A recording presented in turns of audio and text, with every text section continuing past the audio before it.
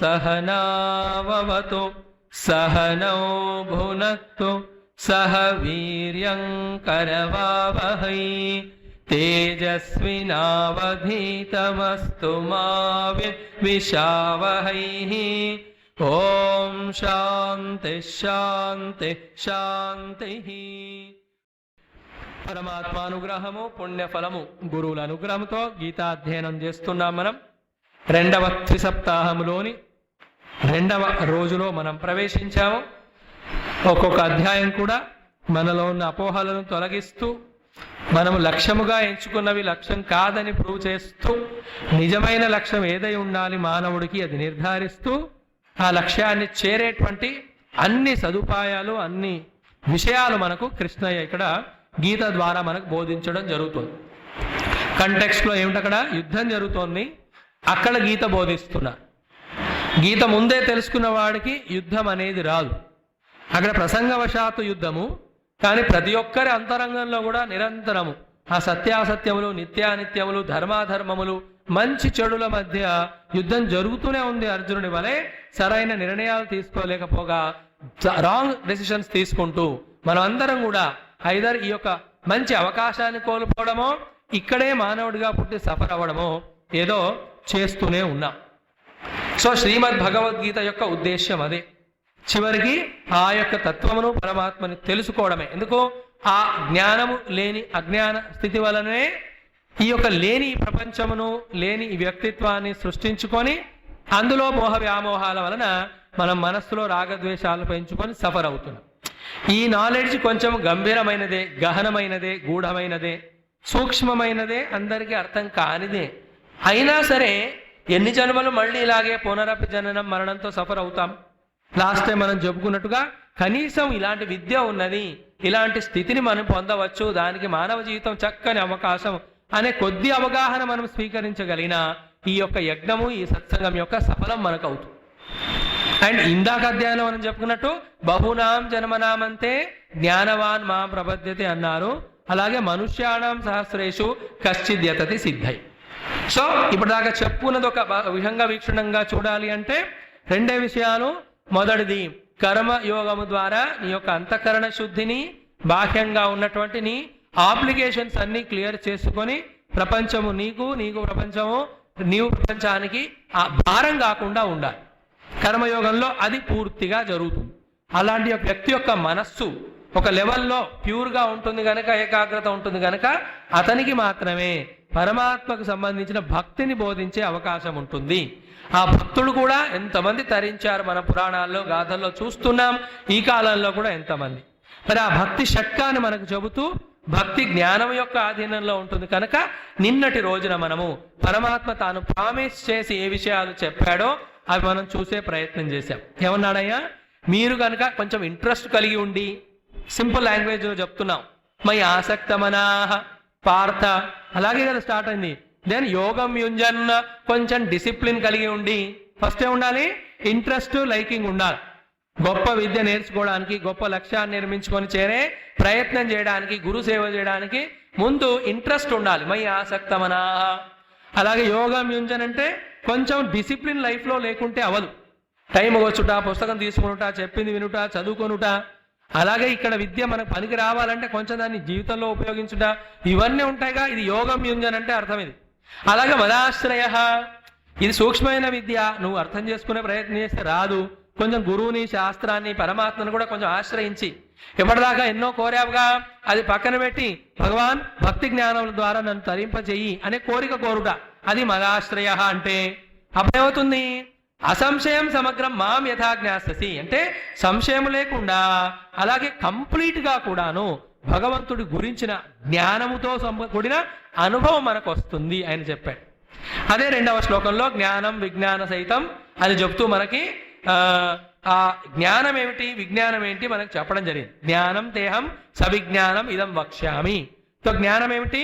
పరమాత్మ యొక్క అపరా ప్రకృతి, అలాగే పరాప్రకృతి రెండిటిని తన ఆధీనంలో పెట్టుకొని ప్రపంచాన్ని సృష్టిస్తూ వాటి ఆధీనంలో లేనటువంటి ఏకమైన తత్వం. అది 7వ శ్లోకంలో చూసాం. మత్త పరతరం నాణ్యత్ కించిదస్తి. విజ్ఞానంలో మనం సాధనలన్నీ చెప్పారు.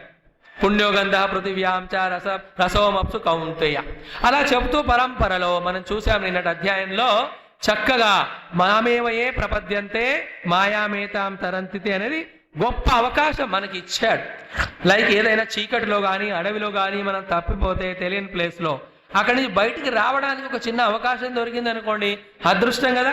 ఒక ఇల్లు ఏదో తగలబడ్డమో జరుగుతోంది, డోర్లన్నీ మూసున్నాయి, చిన్న కిటికీ తెరిచింది అనుకోండి, అందులో జంపు చేసి మనం బయటికి రావచ్చు.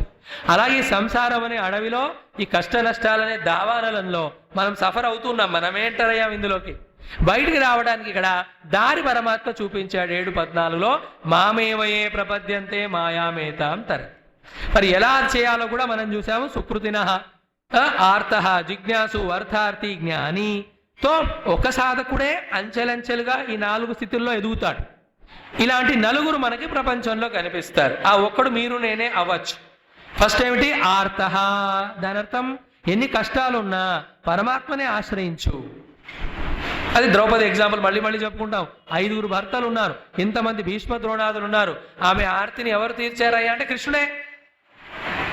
సో ఏదో ఒక కారణంతో భగవంతుడి దగ్గరకు వెళుతూ ఉంటే చివరికి భగవంతుడి దగ్గరికి వెళ్ళడమే జీవితం యొక్క లక్ష్యము అనే స్థితి మనకు వస్తుంది. దానికి మొదటి మెట్టు ఆర్తుడై భగవత్ ప్రార్థన చెయ్యి.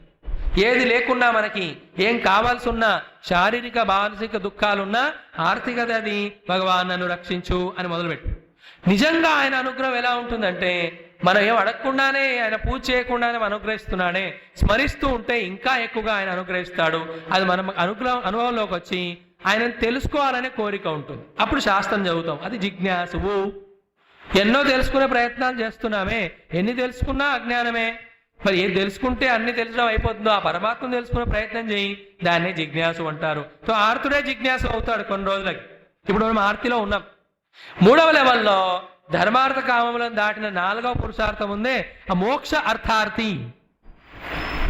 పరమాత్మను తెలుసుకున్నాక ఆయనను పొందితే మళ్ళీ జన్మ మరణాలు ఉండవు కనుక పొందే ప్రయత్నం భక్తి జ్ఞానాల ద్వారా చేస్తాడు. అతను అర్థార్థి అవుతాడండి. సో ఆర్తుడే జిజ్ఞాసు అయ్యాడు, జిజ్ఞాసు అర్థార్థి అయినాడు. అర్థార్థిగా ఉన్నప్పుడు అతనికి మరి వివేక వైరాగ్యాలు పుష్కలముగా ఉండి ప్రపంచంతో డిటాచ్ అయ్యి గురు దగ్గరికి వెళ్ళి శమధమాలు పొంది శ్రవణ మన్నాలు చేస్తూ ధ్యానం చేస్తూ తత్వాన్ని తెలుసుకుంటాడు. ఇదే ప్రాసెస్ అందరికీ, ఎందుకంటే షార్ట్ కట్ లేదు. ఒక్కసారి తెలిసిన తర్వాత ఎక్కడ చూసినా ఆయన్నే కనిపిస్తాడు. ప్రతి అనుభవంలో, ప్రతి వ్యక్తిలో, ప్రతి వస్తువులో కూడా. కనుక ఆ పరమాత్మ భజననే అతనికి సాధనగా ఉంటుంది జీవితం అంతా. అతన్ని జ్ఞానీ భక్తుడు అంటారు. సో అవన్నీ మనం నిన్న చెప్పుకున్నాము. ఆ తర్వాత ఈ మాయలో ఉన్న గుణాల వలన మనం పరమాత్మకు శరణాగతులం అవటం లేదు అని అవన్నీ చెప్పి చివరికి మనకేం చెప్పారు? మీరు 7వ అధ్యాయం చివరిలో చూస్తే చక్కగా 2-3 విషయాలు. జరామరణ మోక్షాయ, అదే అతను అర్థార్థి అవుతాడు కదా. మాం ఆశ్రిత్య, తప్పకుండా పరమాత్మ అనుగ్రహిస్తాడనే విషయంతో ఆలోచనతో యతంతి ఏ, ఎవరైతే ఇందాక చెప్పిన జ్ఞానమును విజ్ఞానమును ప్రాక్టీస్ చేస్తారో వాళ్ళు, నేను ప్రామిస్ చేశానుగా మొదట్లో, ఏం చేశాను? అసంశయము సమగ్రము, నీకు నా గురించి చెబుతాను అన్నానుగా. ఆ అసంశయం అంటే అనుభవమే, సమగ్రంగా అంటే ఏమిటో ఈ 2 లైన్లో చెప్పాడు. మరి జాగ్రత్తగా చూడండి పుస్తకాన్ని, నన్ను కూడా వినండి. పరమాత్మను ఒక నామరూపంగా తెలుసుకోవడం ఒకటి, నామరూపాలకు అతీతంగా చక్కని గుణాలున్న వాడిగా తెలుసుకోవడం ఒకటి, గుణములే కాకుండా ఆయన స్వరూపాన్ని తెలుసుకోవడం ఒకటి, స్వరూపంతో పాటు మళ్ళీ ఆ పరమాత్మనే కదా ప్రపంచంలో అణువణువున ఉంటూ అన్ని నడిపిస్తున్నాడు. ఆ విధంగా అన్ని రకాలుగా పరమాత్మను తెలుసుకుంటే తెలుసుకున్నట్టు. చూడు, రావణాసుడు లాంటి వాడు శివుడిని భజించారు, శివుడిలో పరమాత్మ కనిపించాడు. ఆ శివ ఉపాసన వల్ల శివానుగ్రహం కలిగి ముల్లోక ఆధిపత్యం లభించింది. కానీ ఆయన రాముడిలో దేవుణ్ణి చూడలేదు. చూసారా? హిరణ్యకశపుడు అంటే పార్షియల్ గా పరమాత్మని చూస్తే పరమాత్మ జ్ఞానం అవ్వదు. సమగ్రంగా చూడాలి, అందులో సంశయం లేకుండా అనుభవంతో చూడాలి. సమగ్రమైన భగవద్ జ్ఞానం అంటే ఏమిటి? అది ఇక్కడ 3 లైన్లో చెప్పారు. చూడండి మీరు 29వ శ్లోకము 7వ అధ్యాయం. తే బ్రహ్మ తద్విదుహు అంటే పరమాత్మను బ్రహ్మరూపంతో తెలుసుకోవడం ఒకటి. తర్వాత అధ్యాత్మం, అధ్యాత్మ రూపంగా పరమాత్మను తెలుసుకోవాలి. 3వది కర్మ, కర్మరూపంగా భగవంతుడిని తెలుసుకోవాలి. నాలుగవది అధిభూతం, సాధిభూతం అంటే అధిభూత సహితంగా పరమాత్మను తెలుసుకోవాలి. ఐదవది అధియజ్ఞం, అధియజ్ఞంగా కూడా ఆయన తెలుసుకోవాలి. ఆరవది సాధిభూత, అధిభూతం, అధిదైవం, అధియజ్ఞం చ. ఇంకా ఏడవది ఏం చెప్పాడు, ప్రయాణకాలేపి చ, వెళుతూ వెళుతూ కూడా పరమాత్మని తెలుసుకొని ఆయన్నే చేరాలి తప్ప మళ్ళీ ఇంకో చోటుకి వెళ్ళకూడదు. ఇంటి నుంచి గుడికి వెళ్తున్నామని బయలుదేరి ఇంకో చోటుకి వెళ్తామే మనం, అలా కాకుండా. సో ఈ విధంగా 7 పాయింట్స్ చెప్పి ఈ 7 విషయాలలో బి అటెంటివ్, జాగ్రత్తగానండి. పరమాత్మని మనం గమనించగలిగితే, తెలుసుకోగలిగితే, సమగ్రంగా సంశయం లేకుండా అనుభవంలోకి తెచ్చుకోగలిగితే అప్పుడు ఆయన యొక్క జ్ఞానం మనకి సమగ్రమైనట్టు. సో ఇదేంటి, కృష్ణుడు అక్కడ యుద్ధక్షేత్రంలో కొద్ది సమయంలో అర్జునుడికి చెప్పాలా, ఏం చెప్పాలో కృష్ణుడికి లోపల అంతా ఉంది, కానీ సమయం తక్కువ. అర్జునుడు కూడా అక్కడ సూక్ష్మత్వం ఉన్నది కనుకనే కృష్ణుడు చెప్పాడు, అర్జునుడు అర్థం చేసుకోగలిగాడు. అర్జునుడు కూడా ఇప్పటిదాకా అర్థం చేసుకొని సమగ్రంగా తాను తెలుసుకోవాలనుకున్నాడు పరమాత్మని, కానీ పరమాత్మనేమో 7 టాపిక్స్ మాత్రం ఇచ్చి ఎక్స్ప్లెనేషన్ చేయలేదు కనుక ఆ యొక్క సంశయం ఆయనలో కలిగి దాని నివృత్తి కోసము 8వ అధ్యాయంలో ప్రశ్నతో మొదలు పెడతాడు. సో 7కి 8కి సంబంధం ఏమిటి, 7లో పరమాత్మ చెప్పినటువంటి సమగ్ర జ్ఞానం యొక్క విషయాలు అర్జునుడు అడగడం ద్వారా ఆ సమగ్రమైన పరమాత్మ జ్ఞానం 8లో చెప్పడం జరుగుతుంది. అంటే ఈ రకంగా పరమాత్మను తెలుసుకుంటే, లైక్ మనకు ఉదాహరణ ఇస్తారుగా, ఏనుగును తెలుసుకొనుట అంటే ఏమిటి, ఒక తోక తెలుసుకుంటే చాలా, కాళ్ళు తెలియాలి, తోక తెలియాలి, తొండం తెలియాలి, అన్ని తెలియాలి. సో సమగ్ర జ్ఞానం అంటే పరమాత్మ గురించినటువంటిది. ఆ ప్రశ్నతో ఈ అధ్యాయం మొదలవుతుంది. ఈ అధ్యాయం యొక్క పేరు అక్షర బ్రహ్మ యోగము. చెప్పండి, వినిపించలేదండోయ్. కొంచెం గంభీరమైన అధ్యాయము, చాలా విశ్లేషణలు లోతులు ఉంటాయి, మనకు పనికొచ్చే ఎన్నో విషయాలు చెప్తాయి. ఇందులో కూడా 28 మాత్రమే శ్లోకాలు ఉన్నాయి, ఫిబ్రవరి నెలలో 28 రోజులు ఉన్నట్టుగా. సో ఈ 28 shlokas give us a beautiful topic. So అక్షర బ్రహ్మ యోగం అంటే అక్షర బ్రహ్మమును సమగ్రంగా తెలుసుకోవడం ద్వారా ఈ యొక్క దుఃఖములో నుంచి బయటకు వచ్చి ఆనందముతో యోగము పొందుట. మనం ప్రతిరోజు చెప్పుకుంటున్నాం, మొదటి నుంచి చెప్పుకుంటున్నాం, పుణ్యం చేయడం గురువు అనుగ్రహం వల్ల గీతా శ్రవణం జరుగుతోంది. కానీ ఇక్కడ ఆగిపోతే ఇది వెళ్ళిపోతుంది మైండ్లో నుంచి. అలా కాకుండా అయ్యో ఇంత చక్కని విద్య ఉంది, నేను తప్పకుండా అర్థం చేసుకుంటాను అని ఎవరికి వారు డిసైడ్ చేసుకుని ప్రయత్నం చేస్తే ఇందులోని మహద్ అద్భుతాలు, అనుగ్రహాలు అవన్నీ అనుభవంలోకి వస్తాయి. అండ్ లాస్ట్ టైం యజ్ఞం చేసినప్పుడు చెప్పుకున్నాం కదా, కృష్ణో జానాతి వై సమ్యక కించిత్ కుంతీ సుత ఫలం వ్యాసో వా వ్యాసపుత్రో వా భార్గవస్తమైతుల అన్యచ శ్రవణ శృత్వా కేశం లేశం సంకీర్తయంతి. సో ఆ అనుగ్రహంతో ప్రతిరోజు వలె ఈ రోజు కూడా 8వ అధ్యాయంలోని ముఖ్య విషయాలు మనందరం చూసే ప్రయత్నం చేద్దాం. Let us start with Arjuna's question. మొదటి శ్లోకం నేను చెప్తాను, మీరందరూ రిపీట్ చేయండి. చెప్పండి, ఓం శ్రీకృష్ణ పరమాత్మనే నమః.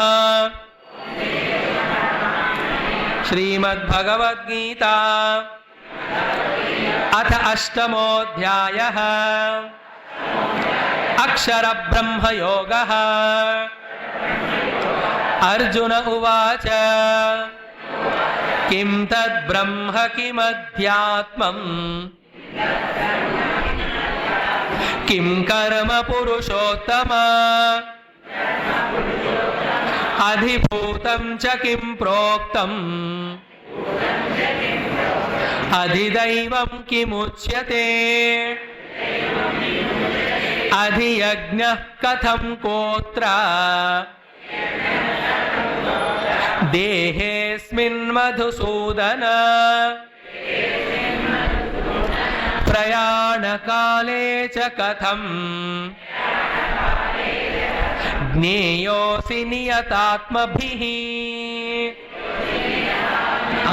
అర్జునుని గొప్పతనం ఏంటి మళ్ళీ చెప్పుకుందాం మనం. యుద్ధ క్షేత్రంలో ఉన్నా సరే అక్కడ తనకు సంశయం వస్తే ఆ గురువు అయిన కృష్ణుణ్ణి నిస్సంకోచంగా అడుగుతాడు. మరి చెబుతున్నప్పుడు అది యుద్ధమైనా సరే వినేటువంటి ఏకాగ్రత ఆయనలో ఉన్నది. అంటే పాయింట్ ఏంటి ఇక్కడ, అవుటర్ సిచ్యువేషన్ ఎలా ఉన్నా సరే ఇన్సైడ్ కనుక మనం విజ్డమ్కి నాలెడ్జ్కి అవైలబుల్గా ఉంటే ఆ అవుట్ సైడ్ సిచ్యువేషన్ని ప్రాబ్లంగా అవ్వకుండా, క్రైసిస్గా అవ్వకుండా మనం ఆపేయవచ్చు. లోపల జ్ఞానం లేదనుకోండి, సిచ్యువేషనే క్రైసిస్ అవుతుంది.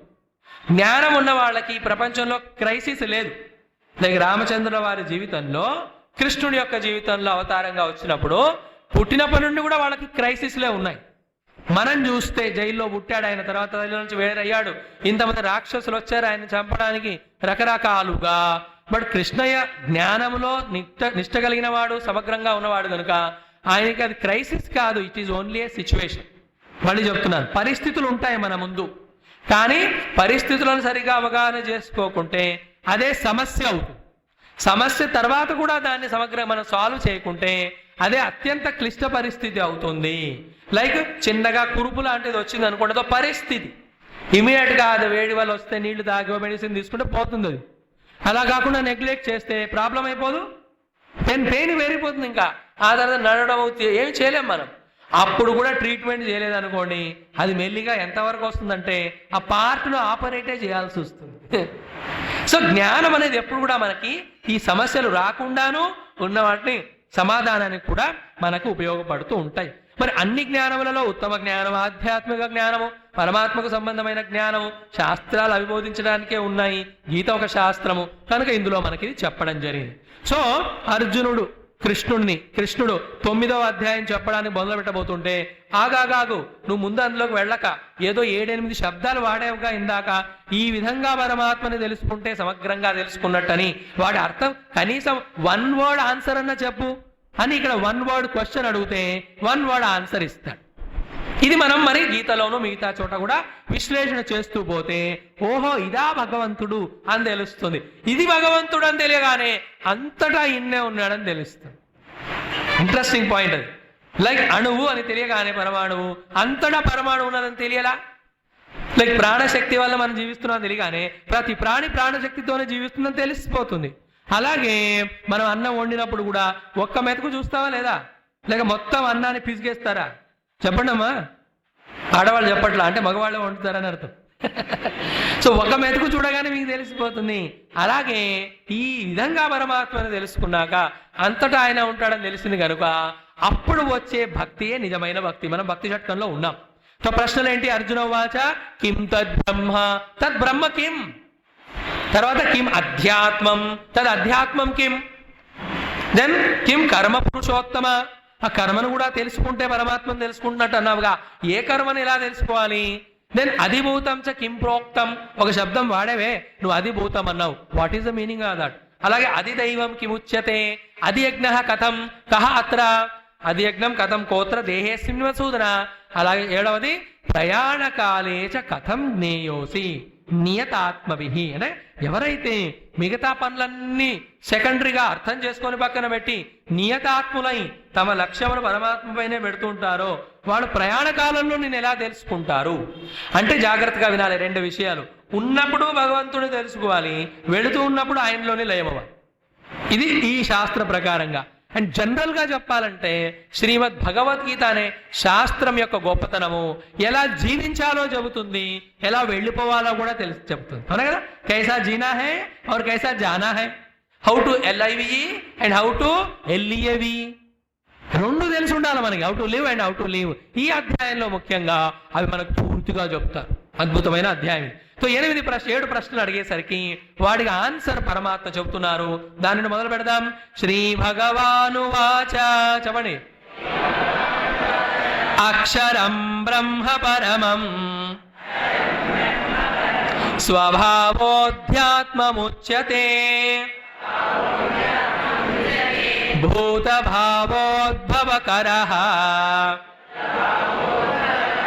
విసర్గ కర్మ సంజ్ఞితః. సో ఒక 2-3 నిమిషాలు మిమ్మల్ని ఇక్కడి నుంచి బయటికి తీసుకెళ్లి టాపిక్కి మళ్ళీ ఇక్కడికి వస్తా. వినండి. మనకి తత్వము గురించిన ఉపదేశము ఉపనిషత్తులలో మహావాక్య రూపంలో ఉంటుంది. తత్వమసి. ఇంతవరకు అర్థమైందా? అయిందంటే నెక్స్ట్ వెళ్తాను. అయిందా లేదా? తత్వమసి మహావాక్యం ఎంత సూక్ష్మ గంభీరంగా ఉంటుందంటే అనుభవం ఉన్న గురువుకు అది డైరెక్ట్ ఎక్స్పీరియన్సే, కానీ వింటున్నటువంటి శిష్యుడికి అది నేను ఎలా అవుతాను అనే కాంట్రడిక్షన్. అవునా కదా? అహమస్మి కదా, తదహం కథమస్మి, అది నేను ఎలా అవుతానయ్యా అని. అప్పుడు ఆ యొక్క వేద ఉపనిషత్తులో చెప్పిన మహావాక్యాన్ని ఎక్స్ప్లెయిన్ చేయడానికి గీత లాంటి స్మృతి గ్రంథాలు వస్తాయి. గీత కూడా ఎప్పుడైతే ఎక్స్ప్లెయిన్ చేస్తే అర్థం చేసుకోవాలనే స్థితిలో మనం ఉంటామో అప్పుడు పురాణ ఇతిహాసాలలో చూడండి, ఆ జీవుడు గాని ఆ భక్తుడు గాని భగవంతుడి నుండే వచ్చాడు, సంసారంలో కొట్టుమిట్టాడాడు, పునరపి జన్మం పునరపి మరణంగా ఎన్నో జన్మలు పొందాడు, చివరొక జన్మలో గురువు అనుగ్రహంతో భక్తుడు సాధకుడయ్యాడు, సాధన చేస్తూ చేస్తూ ఆయన పరమాత్మలోనే లయమయ్యాడు అని చూపిస్తారా లేదా? త్యాగయ్య సినిమా చూసారా లేదా టీవీలో? అదెందుకు చూస్తాం మేము? 2 సార్లు వచ్చింది నిన్న. చివరికి ఆ జ్యోతి వెళ్ళి పరమాత్మలో కలిసిందా లేదా? What is the meaning of that? తత్వమసి అనే. మరి ఆ ఉపనిషత్తులో గురువు చెప్పిన తత్వమసి అర్థం అవడానికి శిష్యుడికి గీత లాంటి శాస్త్ర జ్ఞానం, పురాణముల కథ, దాన్ని ఎలా అర్థం చేసుకోవాలి? కథలు అక్కడ కథల కోసం కాదు, ఎవడు గొప్ప ఎవడు చెడ్డవాడని మనం నిర్ణయం చేయడానికి కాదు, మనం మంచివాళ్ళం అయితే బాగుపడతామని తెలుసుకోవడానికి. రామరావణుల కథ చెప్పింది ఎందుకు? మనం రాముడిగా ధర్మంలో ఉండాలి, రావణుడిగా ఉంటే నశిస్తామని. పాండవ కౌరవుల కథ చెప్పేందుకు వాడు గొప్ప వాడు చెడ్డాని కాదు, నేను పాండవులాగా ఉండాలని చెప్పి. ఇంకా దీనికంటే ముందు ఒక మాట వినండి. మనకి కొన్ని ప్రకరణ గ్రంథాలు ఉన్నాయి, వివేక చూడామణి, తత్వబోధ ఇత్యాది. ఇందులో ఈ మనకి మోక్షమునిచ్చే మహావాక్య రూపమైన మహద్ జ్ఞానమును అర్థం చేసుకోవడానికి ఎక్కడి నుంచి మన బుద్ధిని ఓపెన్ చేసి అర్థం చేసుకోవటం మొదలు పెట్టాలో చెప్పడం జరుగుతుంది. విన్నారా? సో గురువు దగ్గరికి ముందు వెళ్ళాక కొద్దిగా మనతో ఆయన సేవ చేయించి మన మనోబుద్ధులు కొంచెం నిశ్చలము అయిన తర్వాత అప్పుడు మనకు ఆయన ప్రకరణ గ్రంథాలు చెప్పి తర్వాత ఒకడొక పురాణ కథలు చెబుతూ కథల వల్ల ఇది నేర్చుకోవాలని చెప్తూ అప్పుడు ఇలాంటి డైరెక్ట్ టెక్స్ట్ అయిన స్మృతిలోకి వస్తాడు. స్మృతిలో నుంచి మనని ఉపనిషత్తులోకి తీసుకెళ్ళి ఇప్పుడు అర్థమైందా నీకు తత్వమసి? ఎస్ గురువు గారు, అప్పుడు చెప్తే అర్థం కాల, ఇప్పుడు నా భూమిక ఏర్పడినది, నేను రెడీగా ఉన్నాను ఆ నాలెడ్జ్ కోసము. లైక్ ఇద్దరు డాక్టర్లు హైలీ క్వాలిఫైడ్, అంటే ఆల్రెడీ వాళ్ళకి పిహెచ్డి చేసి ఉన్నారనుకోండి, వాళ్ళు మాట్లాడితే ఎలా ఉంటుంది? when they talk about any disease or any treatment, absolute technical భాషలో మాట్లాడతారు. ఇంగ్లీషే మాట్లాడేది కానీ ఒక్క ముక్క మనకు అర్థం కాదు. ఎందుకంటే మెడిసిన్ యొక్క అనాటమీ ఫిజియాలజీ చదవాలా మనం, వాడు అవన్నీ దాటిన వాళ్ళు. అదేవిధంగా ఇదంతా ఎందుకు చెప్తున్నాను ప్రసంగము?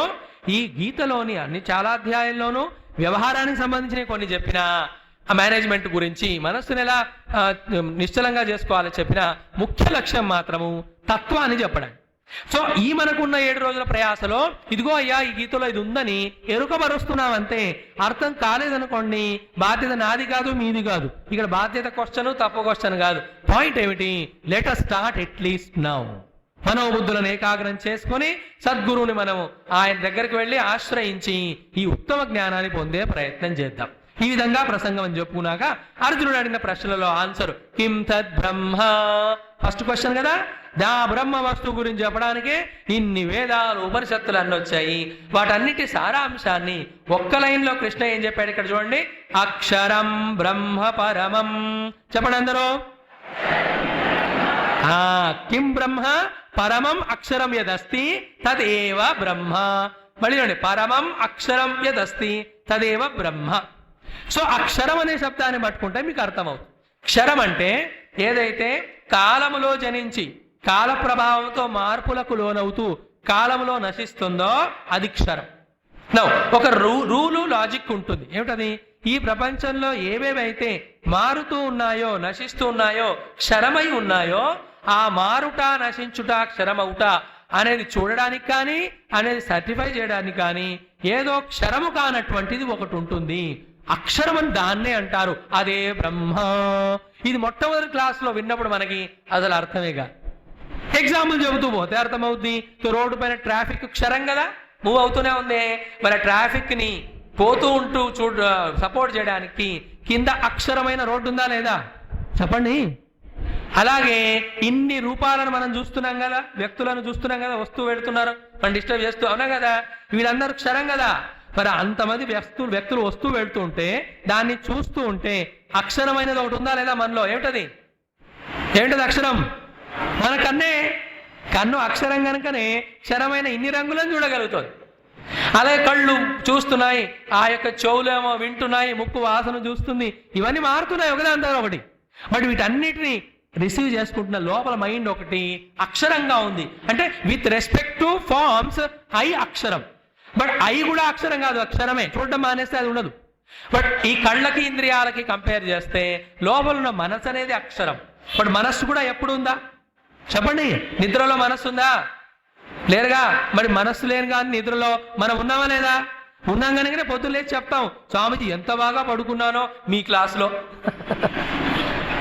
సో ఎవడో ఉన్నాడు, వాడికే జాగ్రత్త స్వప్న సుషుప్తి అవస్థలు ఉన్నాయి.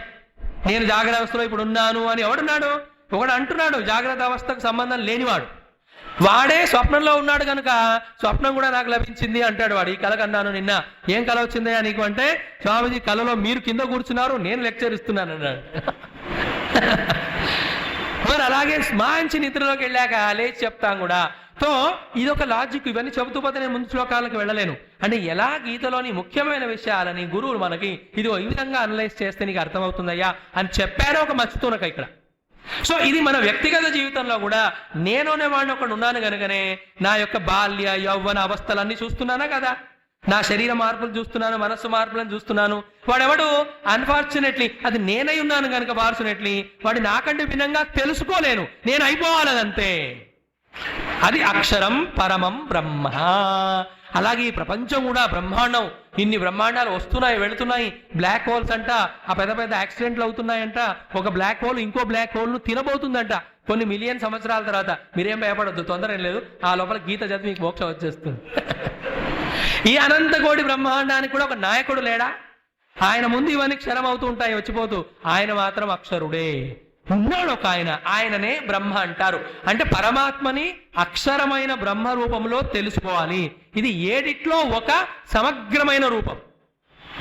అవునా? 7 ఉన్నాయన్నో. సో ఒక్కొక్క దాన్ని కంప్లీట్గా తెలుసుకుంటే పరమాత్మ పూర్తిగా తెలుసుకున్నాం. ఒక వ్యక్తిని తెలుసుకోవాలంటే కాళ్ళు, చేతులు, ముక్కు, మైండ్ ఇవన్నీ తెలుసుకుంటే సమగ్రంగా తెలుసుకున్నట్టు కదా. ఇక్కడ నువ్వు అక్షరం బ్రహ్మ పరమం కొంచెం హింట్ ఇచ్చాము. అది ఈ రోజుకి ఇంత చాలు. మళ్ళీ మళ్ళీ అధ్యయనం చేస్తున్నప్పుడు సూక్ష్మమైన విషయాలు పట్టుకుందాం. ఒక మాట మాత్రం చెప్పకుండా తప్పదు. చిన్నప్పుడు పిల్లలు పుట్టిన తర్వాత 5 ఏళ్ళు 6 నెలలో 8 నెలలో 1 year తర్వాతనో ఏ బాసరకో అమ్మవారి గుడికో తీసుకెళ్ళి ఏదో చేయిస్తారు. వాడితో ఏమంటారు దాన్ని? అవునా కదా? అక్షరాభ్యాసం చేయిస్తారు. అందులో కూడా ఓం రాయిస్తారు. అంటే పుట్టుగా మొదటి నుంచే వాడికి అక్షరమైన పరమాత్మను పట్టుకోవడం జీవన లక్ష్యం రా అది నేర్పిస్తారు. అది ఓంకారంతో లభిస్తుంది అని. అండ్ మన అక్షరాలన్నింటి తెలుగులో అక్షరాలే అంటారుగా. అక్షరాలతో ఏం ఏర్పడతాయి? పదాలు కదా. పదాలతో వాక్యాలు, వాక్యాలతో కథలు, పారాగ్రాఫ్స్. అవునా కదా? మీరు కథలు పారాగ్రాఫ్లు మారుతుంటాయా లేదా? వాక్యాలు మారుతాయా లేదా? ఇప్పుడు తిప్పండి అమ్మా తలలు కొంచెమైనా. మీరు టైం ఇవ్వట్లేదు స్వామి తిప్పడానికి. సో పుస్తకాలు మారుతున్నాయి, కథలు మారుతున్నాయి, పారాగ్రాఫ్స్ మారుతున్నాయి, సెంటెన్స్లు మారుతున్నాయి, వర్డ్స్ కూడా మారుతున్నాయా లేదా? బట్ లెటర్స్ మారుతాయా? చెప్పండి. అమ్మలో ఆనే కదా, మరి ఇంకో చోట కూడా ఆనే కదా. అది మారదు కనుకనే వాటిని అక్షరము అన్నారు. అక్షరది ఇది. దాంతో అయిన శబ్దాలు మారుతుంటాయి కానీ అక్షరాలు మారవు. అంటే ఈ అక్షరమే పరమాత్మ. వాడిని తెలుసుకోవడానికి నువ్వు పుట్టావురా అని వాడు అక్షరాభ్యాసం చేస్తారు. అలా చాలా ఉన్నాయి. తో అక్షరం బ్రహ్మ పరమం. అండ్ అది నేనని తెలిసాక నేను క్షరుడిని కాదని తెలుసుకుంది. ఇంకా ఆ మార్పులు, చేర్పులు, మృత్యు ఇవన్నీ ఉండనే ఉండవు. ఇంకా అనుభవమే వేరు. సో ఒకటి చెప్పారు మనకి అక్షరం బ్రహ్మ పరమం. రెండవది ఏమడిగాడు? అధ్యాత్మం ఏంటి అని అడిగదా. కిం తద్ బ్రహ్మ కిం అధ్యాత్మం. రెండవది చెప్తున్నాడు చూడండి. స్వభావో చెప్పండి. అధ్యాత్మం ఉచ్యతే. తో స్వస్మిన్ భావ స్వభావ తదేవ అధ్యాత్మం ఉచ్యతే. అంటే ఏ యొక్క క్షరము కానటువంటి ఎల్లప్పుడూ ఒకటిగా ఉండేటువంటి పరబ్రహ్మ అక్షరమము సమష్టి దృష్టితో ఉన్నదో జాగ్రత్తగా వినాలి. అదే మీరు నేనేటువంటి వ్యష్టిలో ఏది తాను అస్సలు మారకుండా ఒకటే ఉంటుంది. అది దీనికి దానికి తేడా లేదు. బట్ ఇది ఈ కండిషన్ ద్వారా చూడడం జరుగుతోంది. దాన్ని స్వభావము అంటారు. తో ఈ స్వభావం లోపల ఏదైతే ఉందో అదే అధ్యాత్మము. అంటే సమష్టి దృష్టితో అక్షరమైన బ్రహ్మను తెలుసుకోగలగాలి. అలాగే వ్యష్టిలో నాలో ఉన్నటువంటి చేతనమై మారనటువంటి ఆ అక్షరమైన తత్వాన్ని కూడా తెలుసుకోవాలి. దాన్ని బ్రహ్మ అంటారు. లేకపోతే ఏమవుతుంది? అంతటా ఉన్న పరమాత్మను తెలుసుకున్నాను కానీ నాలో ఉన్న పరమాత్మ నాకు తెలవలా. కొందరు ఏమంటారు? నాలో భగవంతుని తెలుసుకున్నాను కానీ అంతటా తెలుసుకోలేదంటారు. కాబట్టి పరమాత్మను సమగ్రంగా తెలుసుకోవాలి అంటే అక్షరమైన బ్రహ్మను తెలుసుకోవాలి, స్వభావ రూపమైన బ్రహ్మని తెలుసుకోవాలి.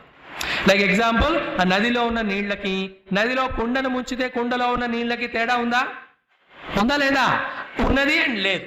స్వరూప దృష్టితో లేదు, అన్ని నీళ్లే. బట్ స్వభావ దృష్టితో తేడా. అవి సముద్రం నది నీళ్ళు అంటాం, దీనికి కుండలో నీళ్ళు అంటావా లేదా? అనవా? తేడా అంతే, శబ్దంలోనే.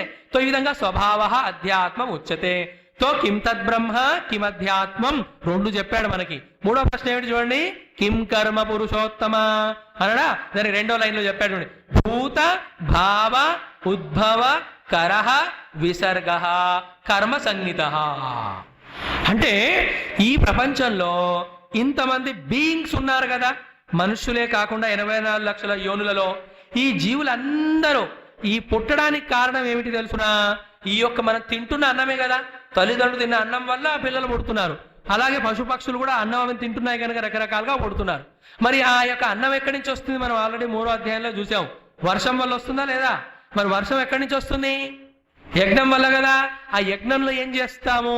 మనం ఆహుతులు వేస్తాంగా. అంటే అక్కడి నుంచి చూడండి, యజ్ఞభావంతో యజ్ఞములో ఆహుతులు వేయడం వలన వచ్చిన వర్షములో నుండి వచ్చిన అన్నంలో నుండి భూతములన్నీ జనిస్తున్నాయి. ఓకే, మరి ఈ యొక్క యజ్ఞములో మనం ఆహుతులు వేస్తున్నామే, ఈ యజ్ఞములో యజ్ఞభావంతో ఆహుతులు ఏవైతే వేస్తుంటామో దాని ఇక్కడ విసర్గ అన్నాడు. అదే కర్మ. ఆ కర్మ దృష్టితో కూడా నువ్వు భగవంతుణ్ణి తెలుసుకోవాలి. అంటే దీన్ని ఏం చెప్పాలి? మనం ఆల్రెడీ చూసాం. మనం 3వ అధ్యాయంలో చూస్తున్నప్పుడు మనకి కర్మచక్రాన్ని యజ్ఞ చక్రాన్ని చూపించాడు అక్కడ. అన్నాద్భవంతి భూతాని పర్జన్యాదన్న సంభవ, యజ్ఞాద్భవతి పర్జన్య, యజ్ఞ కర్మ సముద్భవ, కర్మ బ్రహ్మోద్భవం విద్ధి, బ్రహ్మ అక్షర సముద్భవం, తస్మాత్ సర్వగతం బ్రహ్మ నిత్యం యజ్ఞే ప్రతిష్ఠితం. దీన్ని సారాంశంగా చెప్పుకోవాలంటే పరమాత్మ ఏం చేశాడంటే ఈ సృష్టిలోని ప్రజలని సృష్టించడానికి ఈ యజ్ఞం అనే కర్మను నిర్మించాడు. ఎవరెవరైతే యజ్ఞభావంతో ఆహుతులేస్తున్నారో వాళ్ళకి ఉత్తమ గతులు వస్తున్నాయి. అందులోంచి వచ్చిన అన్నం ద్వారా జీవరాశులు పుడుతున్నాయి. అంటే జీవరాశుల పుట్టుకకి ఉనికి కారణమైన యజ్ఞయాగాది కర్మలు భగవంతుడే ఇచ్చాడు, ఆయన్నే నడిపిస్తున్నాడు. అందుకే బ్రహ్మార్పణం అని 4వ అధ్యాయంలో మనం చదువుకున్నాం. తర్వాత ఫలితాన్ని కూడా ఆయన ఇస్తున్నాడు. కనుక ఆ విధంగా కూడా భగవంతుడిని తెలుసుకుంటే 7లో 3వ రకంగా భగవంతుడిని తెలుసుకున్నట్టు. మనం ఇంకో రకంగా చెప్పుకుందాం దాన్ని. ఏమిటది? ముందు మన జీవితాన్ని అన్ని పనులను యజ్ఞభావంతో చేయడం నేర్చుకోవాలి. ఏమిటో 3వ అధ్యాయంలో ఆల్రెడీ చూసాం. అలా యజ్ఞభావంతో చేస్తున్నప్పుడు కూడా ఆ కర్మలో అణువణువు కూడా అంతటా చేస్తున్న కర్తగాను యజమానిగాను హోతగా అధ్వర్యుడిగా ఉద్ఘాతగా సృక్స్రువగా హోమకుండంలో అగ్నిగా ఈ ద్రవ్యాలుగా ఆ తర్వాత ప్రొఫిషియేట్ చేయబోతున్న పరమాత్మగా అది దేవుళ్ళగా అన్నిట్లో పరమాత్మను చూడగలిగితే భూత భావోద్భవకర విసర్గ కర్మ సంజ్ఞిత, ఆ కర్మ కూడా పరమాత్మనే. ఈ స్థితికి వచ్చిన వాళ్ళకి ఏమైతుందో తెలుసునా? మహాజ్ఞానులు యోగులు అవధూతలు ఉంటారు. వాళ్ళు తెలిసిన ఎలా ఉంటారో అత్యంత నిశ్చలముగా చైతన్యంలో ఉంటూ వాళ్ళ ద్వారా ఏమి జరగాలో వాళ్ళ ప్రమేయం లేకుండా అలా జరుగుతుంది. అంటే వాళ్ళకి మనస్సు పుట్టలేదు, కర్తృత్వము పుట్టలేదు. ఇవన్నీ మనకి బౌన్సర్స్. అయినా నేను చెప్పాలి కదా చెబుతున్నాను ఇక్కడ. నాకు ఇది కావాలి అనే కోరికలు లేవు, కర్మఫలాసక్తులు లేవు, బస్ వాళ్ళ ద్వారా జరుగుతుంటాయి. ఆ స్థితిలో ఉంటారు ఎవరైతే ఈ కర్మ కూడా పరమాత్మనే అని తెలుసుకున్నవారు. అలాగే మన శరీరంలో ఆ రోజు చెప్పుకున్నాం, డైజెషన్ మనం చేస్తున్నామా దేవుడా? చెప్పండి, ఆయనే కదా. అందుకే మనం పడుకున్నా సరే డైజెషన్ అవుతుంది. ఇది నన్ను వింటున్నారు మీరు చేస్తున్నారండి డైజెషన్. లోపల మనం మర్చిపోయాం అనుకోండి, నీ పని నువ్వే చేసుకున్నాడంటే కృష్ణుడు, ఇంకా వేరే పని మనం చేయలేము. ఇంపార్టెంట్ గుండె కొట్టుకొనుట, ఊపిరితిత్తులు, అరుగుట, రక్త ప్రసరణ అనే మోస్ట్ ఇంపార్టెంట్ పోర్ట్ఫోలియోస్ పరమాత్మ తానే పట్టుకున్నాడు అందరి శరీరాల్లో. ఎందుకు? మనం మతిమరుపు వాడమని ఆయనకు తెలుసు. ఆయన సండే సెలవు తీసుకొని క్యాజువల్ లీవ్ పెట్టి ఇన్నేళ్లుగా నీ గుండె నేను కొడుతున్నానుగా, ఈ ఒక్కరోజు నువ్వు కొట్టుకోను, ఒక అర్జెంట్ పని ఉంది అని అన్నాడు అనుకోండి. సరే నీకు లీవ్ ఇస్తున్నానని మన గుండె లబ్బు డబ్బు లబ్బు డబ్బు, కొంతసేపు తర్వాత లబ్బు పోతుంది, డబ్బు డబ్బు, గుండె అయిపోతుంది. సో హీఈస్ డూయింగ్ దట్ కర్మ. ఇంతే కాకుండా మనం ఈ ఆలోచనలు వస్తున్నాయే అవి కూడా ప్రవాహంగా కంటిన్యూగా రావట్లా. మరి కర్తృత్వం కూడా ఆయన వెలుగుతూనే వస్తుంది కదా. మరి ఆ కర్మ ఎలా చేయాలనే జ్ఞానం కూడా ఆయన్నే ఇస్తున్నాడుగా, ఫలం ఎలాగా ఆయన్నే ఇస్తున్నాడు. That way if you see, ఈ ప్రపంచంలో ఎక్కడెక్కడ కర్మలు జరుగుతున్నాయో అదంతా పరమాత్మనే. ఎక్కడెక్కడైతే స్వభావ ఉన్నదో అది కూడా పరమాత్మనే. ఎక్కడెక్కడైతే నశ్వరం కానీ నశ్వరమైనటువంటిది నశించినటువంటిది అక్షరమైన తత్వం ఉందో అది పరమాత్మనే అని తెలుసుకోవాలి. 3 అయిపోయినాయి. అక్షరం బ్రహ్మ పరమం, స్వభావ అధ్యాత్మముచ్యతే, భూత భావ ఉద్భవకర విసర్గ కర్మ సంహిత. దేవోర్ పరమాత్మ అక్షరుడుగా ఉన్నా ప్రాబ్లం లేదు, ఆయన స్వభావంగా వచ్చినా ప్రాబ్లం లేదు, ఆయన ద్వారా ఇన్ని కర్మలు జరిగి ఇంత జీవులు పుడుతున్నా ప్రాబ్లం లేదు. ప్రాబ్లం ఎక్కడుందయ్యా? ఆయనను గుర్తించకపోవడంలో. Next one, 4వది ఇంకేమన్నాడు? అధిభూతం కింద అంటారు కదా, ఇక్కడ చెప్పాడు చూడండి మనకి నెక్స్ట్ శ్లోకంలో చూడండి. అధిభూతం క్షరో భావ అంటే ఏ ఏ వస్తువులలో క్షరత్వం ఉన్నదో మెల్లిమెల్లిగా నశిస్తున్నాయో అది కిందటి అధ్యాయంలో అపరా ప్రకృతి చెప్పారా లేదా? భూమి రాపో నలో వాయు కమ్మనో బుద్ధిరేవచ, ఈ క్షరభావం కలిగినవన్నీ కూడా ఆ అధిభూతం రూపంలో ఉన్నది కూడా పరమాత్మనే. జాగ్రత్తగా పట్టుకోవాలి ఈ పాయింట్ని. లేకపోతే అద్వైతమైన పరమాత్మకి ద్వైతం వచ్చేస్తుంది. ఏదైతే ద్వైతమై ఉంటుందో నశిస్తుంది కాలంలో. తెరపరు భూతభావం ఇక్కడ చెప్పింది. అధిభూతం క్షరోభావ అంటే ఏవేవైతే క్షరిస్తూ మెల్లిగా నశిస్తున్నాయో అందులో కాలముగా ఉండి వాటిని మారుస్తున్నది ఆయన్ని. మారుతూ ఉన్నప్పుడు ఆ నామరూపాలుగా ఉన్నది కూడా ఆయన్ని. అంటే చూస్తున్నారా, ఈ ఒక్కొక్క పాయింట్ని నమ్మి పుణ్యోగంధ పృథివ్యాంశ లాగా ప్రాక్టీస్ చేస్తూ పోతే కొన్ని రోజుల మన బుద్ధులు మారిపోతాయి, మనస్సు మారిపోతుంది. ఏం మారుతుంది? అక్కడ కనిపిస్తున్నది మారుతున్నది సర్వము పరమాత్మలోనే అని తెలిసిపోతుంది. అదే 11వ అధ్యాయంలో విశ్వరూపం. అప్పుడు పుడుతుంది నిజమైన భక్తి. జాగ్రత్తగా నిన్న కూడా చెప్పుకున్నాం మనం. సో అధిభూతం క్షరోభావ, అదేవిధంగా పురుషశ్చ అధిదైవతం. సో మనమందరం ఒక చిన్న చిన్న వ్యక్తిత్వాలు కలిగిన పురుషులం. పరమాత్మనేమో పరిపూర్ణ పురుషుడు, ఆయనలో ప్రపంచం లేదు, మాయ లేదు. సో ఈ ఇద్దరికి మధ్యలో ఒక మధ్యవర్తి ఉన్నాడండి. ఆయననే వేదములలో ఉపనిషత్తులలో హిరణ్య గర్భుడు అంటారు. ఏమంటారు? ఆయననే తన యొక్క పార్ట్సే ఈ జీవుల రూపంలో ప్రతి జీవిలోనూ వెలుగుతున్నాడు. ఆయనని ఇక్కడ చెప్పారు. ఏమిటది? పురుషశ్చ అధిదైవతం. ఆ యొక్క మహత్తత్వానికి తాదాత్మ్యం పొందిన హిరణ్య గర్భ అనే ఒక వ్యక్తి, లైక్ ఆఫీస్లో ఇంతమంది పని చేస్తున్నా ఆ హెడ్ ఆఫ్ ద డిపార్ట్మెంట్కి అందరు ట్యూన్ అయి ఉంటారు. ఆయన పురుషుడు, ఆయన ఆదిదైవం. ఆయన చెప్పినట్టు వాళ్ళు చేయాలి. వాళ్ళందరి జీతాలు ఆయనే ఇస్తాడు, ప్రమోషన్లు ఆయనే ఇస్తాడు. ఆయన ఉన్నాడు ఒక ఆయన. సో ఇక్కడ పరమాత్మకి జీవులమైన మనకి మధ్యలో సమష్టి దృష్టితో ఉండేటువంటి పురుషుడు ఎవరైతే ఉన్నాడో ఆయననే అధిదైవతం. అందుకే చూడండి, మనం అనుకున్నవి అవ్వవు ఎప్పుడు. చాలాసార్లు ఎప్పుడైనా అవుతే బై యాక్సిడెంటే అవుతాయి. మరి ఏమవుతున్నాయి? ఆయన అనుకునేవే అవుతాయి. ఆయన ఎవరు అక్కడ? ఈ హిరణ్య గర్భుడే. అదే మనం వేదాల్లో చదువుతున్నాం. హిరణ్య గర్భ సమవర్తతాగ్రే భూతస్య జాత పతిరేక ఆసీత సదదార పృథివీం ద్యామ ఇమాం కస్మై దేవాయ హవిషా విదేమా. ఆర్య సమాజంలో వాళ్ళు మంత్రాలు చదువుతున్నప్పుడు ఈ మంత్రం చదువుతారు. సో ముఖ్యంగా ఏమిటి? ఈ ఇండివిజువల్స్ అందరినీ కూడా రూల్ చేస్తున్నటువంటి సమష్టి వ్యక్తిత్వం హిరణ్య గర్భుడు ఏదైతే ఉంటారో దాన్నే విరాట్ పురుషుడు అంటారు. ఆ పరమాత్మనే ఈ వేదాలలో ఈ దేవతల ద్వారా సహస్రశీర్ష పురుష అని స్తుతి చేయడం జరిగినది. ఆ రూపంలో కూడా ఆయనను తెలుసుకోవాలి. సో నిర్గుణ బ్రహ్మ రూపంలో తెలుసుకోవాలి, అక్షర రూపంలో, తర్వాత ఆ స్వభావ రూపంలో తెలుసుకోవాలి, కర్మ రూపంలో తెలుసుకోవాలి, పురుష రూపంలో తెలుసుకోవాలి. ఎన్నైనాయి? ఎన్ని? 1, 2, 3, 4? 4. ఇప్పుడు 5వది చెప్తున్నాడు. దెన్ అధియజ్ఞోహమేవ పురుష అధిభూతం క్షరోభావ పురుషశ్చ అధిదైవతం. దెన్ లాస్ట్ బట్ 6వది ఉంది. అధియజ్ఞ అహమేవ అత్ర. అంటే ఈ మన జీవితంలో చాలా చక్కని విషయం మనం 4వ అధ్యాయంలో ఆల్రెడీ చదువుకున్నాం. ద్రవ్యయజ్ఞా, తపోయజ్ఞా, యోగయజ్ఞా, స్వాధ్యాయ జ్ఞాన యజ్ఞాశ్చ అని రకరకాల యజ్ఞములు మనకు తెలియకుండానే జరుగుతున్నాయి. తెలిసి యజ్ఞం చేస్తే మనకి పుణ్యము ముక్తి వస్తుంది. సో మనకు తెలిసి జరిగినా తెలియకుండా జరిగినా ఎక్కడెక్కడైతే యజ్ఞాలు జరుగుతున్నాయో వాటిని సూపర్వైజ్ చేస్తున్నటువంటి వాడు కూడా పరమాత్మని. లేక పెద్ద పెద్ద ఫంక్షన్ జరుగుతుంటాయిగా, మ్యారేజెస్ కానీ, ఏవో సోషల్ ఈవెంట్స్ కానీ, సమ్ ఎంటర్టైన్మెంట్కి సంబంధించినవి కానీ, అక్కడ ఒక పెద్ద ఈవెంట్ మేనేజర్స్ ఉండి అందులో ఒక ముఖ్యమైన వ్యక్తి ఉండి అవన్నీ ఏర్పాట్లు చూస్తాడా లేదా? ఏ వస్తువులు కావాలి, ఎవరిని పిలవాలి, ఎక్కడ ఎవరిని కూర్చోబెట్టాలి, విఐపి సీట్లు ఏమిటి, మైక్ ఎక్కడ ఉండాలి, అన్ని చూస్తాడు ఆయన. అలాగే ఇక్కడ అధిదైవత రూపంలో పరమాత్మ పురుషుడుగా ఉంటూ ఈ యజ్ఞాలన్నీ చేయిస్తున్నాడమ్మా. ఆ విధంగా కూడా తెలుసుకోవాలి. సో అధియజ్ఞ అహమేవాత్ర.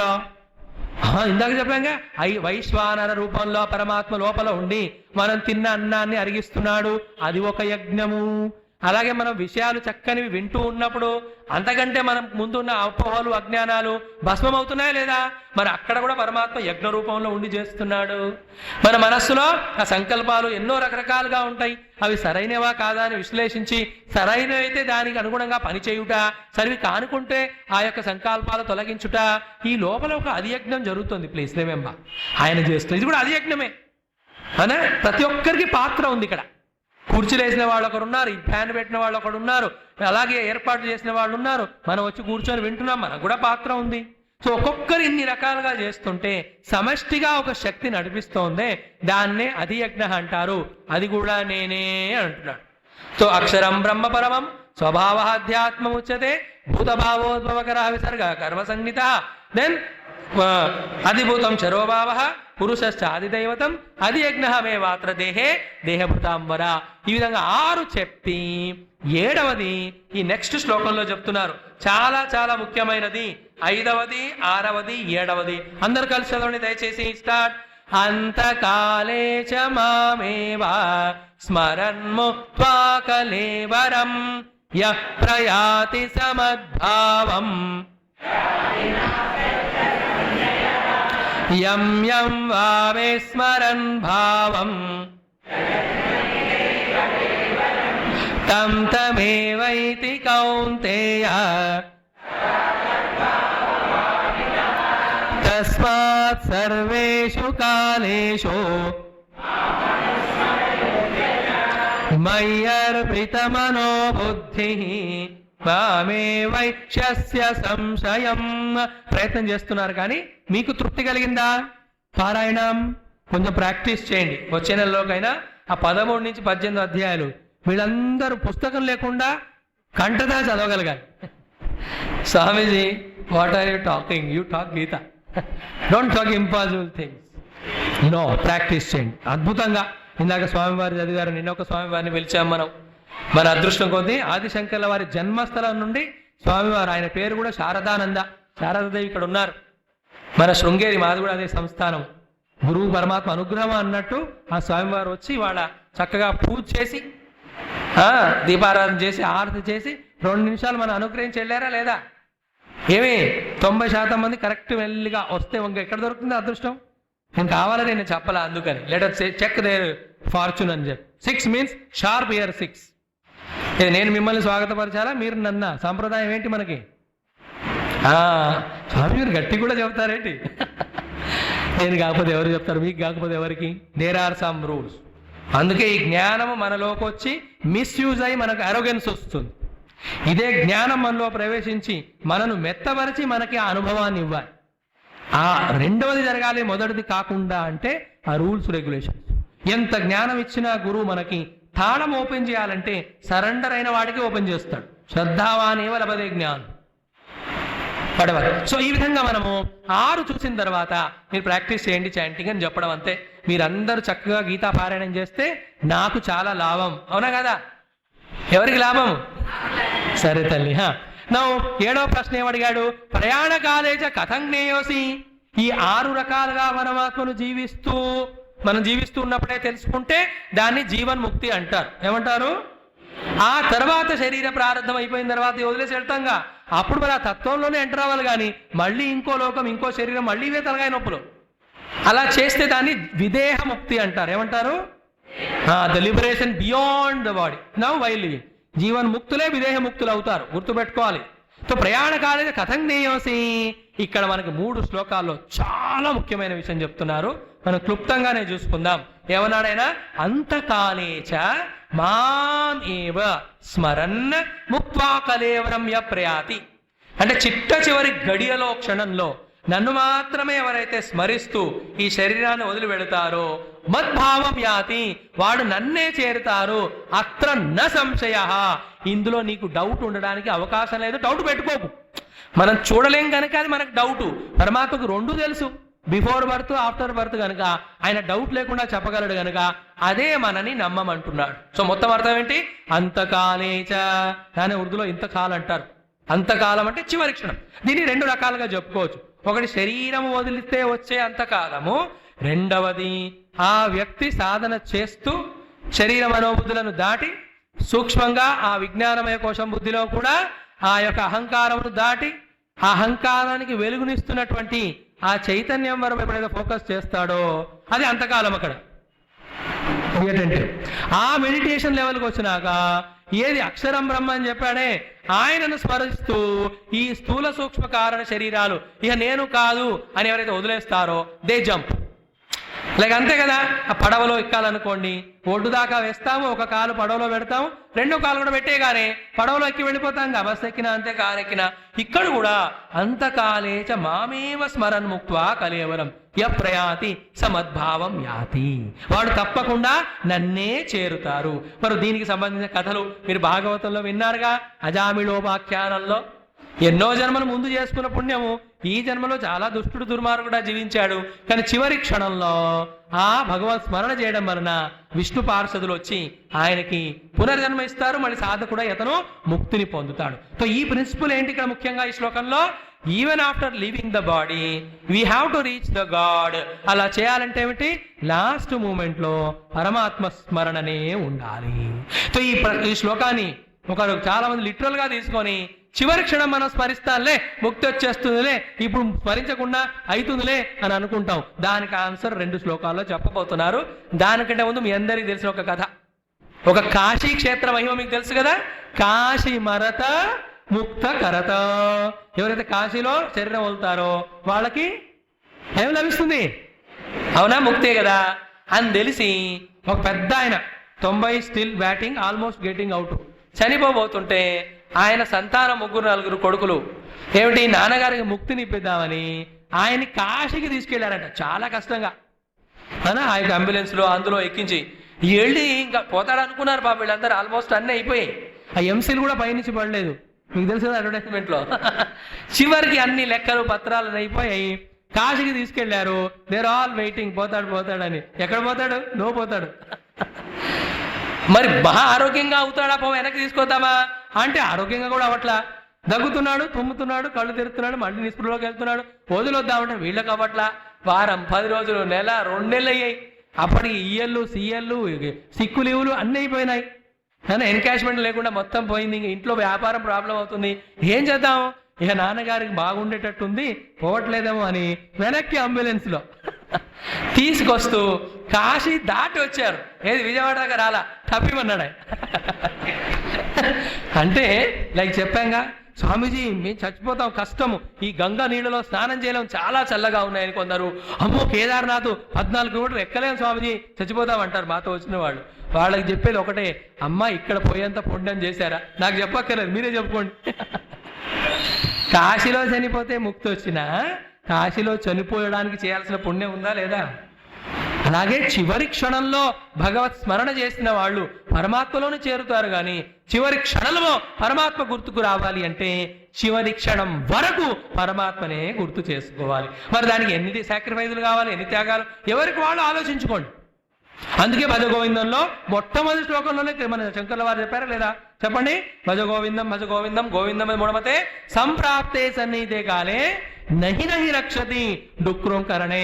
మీరు నాకు మరోసారి అవకాశం ఇచ్చినప్పుడు ఆ గ్రంథం చదువుకుందాం. ఇక్కడ అద్భుతంగా ఉంటుంది. అంటే పోయే కాలము వచ్చినప్పుడు నేను ఏమి రక్షించవయ్యా?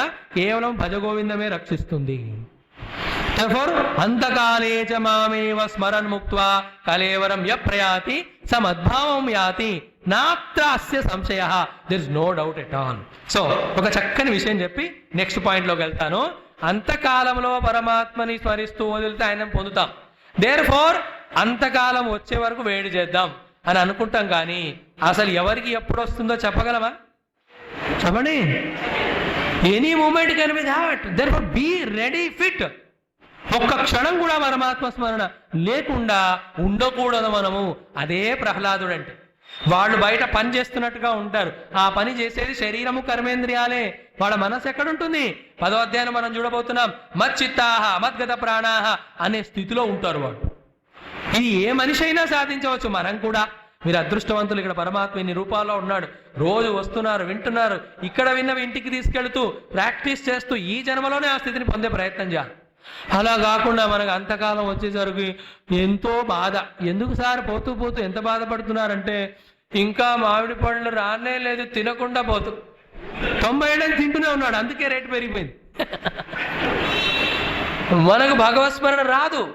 అయ్యా మీ చివరి కోరిక ఏమిటయ్యా అని పెద్ద ఆయన అడిగితే, ఇదిగో అది కొంచెం తింటాను, అది కొంచెం తీసుకురా అన్నాడంట.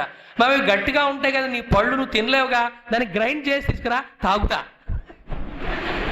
అంటే సరదాగా చెప్పిన మన మనస్సులు ఎంతగా ఈ ప్రపంచ వస్తువులో వ్యామోహాన్ని పొందున్నాయి. ఎవరు రక్షిస్తారు ఇలాంటి మనస్సున్న మనని? పైగా దాంతో ఒక arrogance, we have studied English అని, వీఆర్ గ్రాడ్యుయేట్ అని, we have done such a great service in the world అని, we have worked in this department that department అని ఉన్న అజ్ఞానికి ఇవి తోడు. దేర్ఫోర్ ఏ గురువు గారు వచ్చినా వారు ఓడిపోయి వెళ్ళిపోతారు తప్ప మనం ఎక్కడ పోయేసిన గొంగళి అక్కడే ఉంటాం.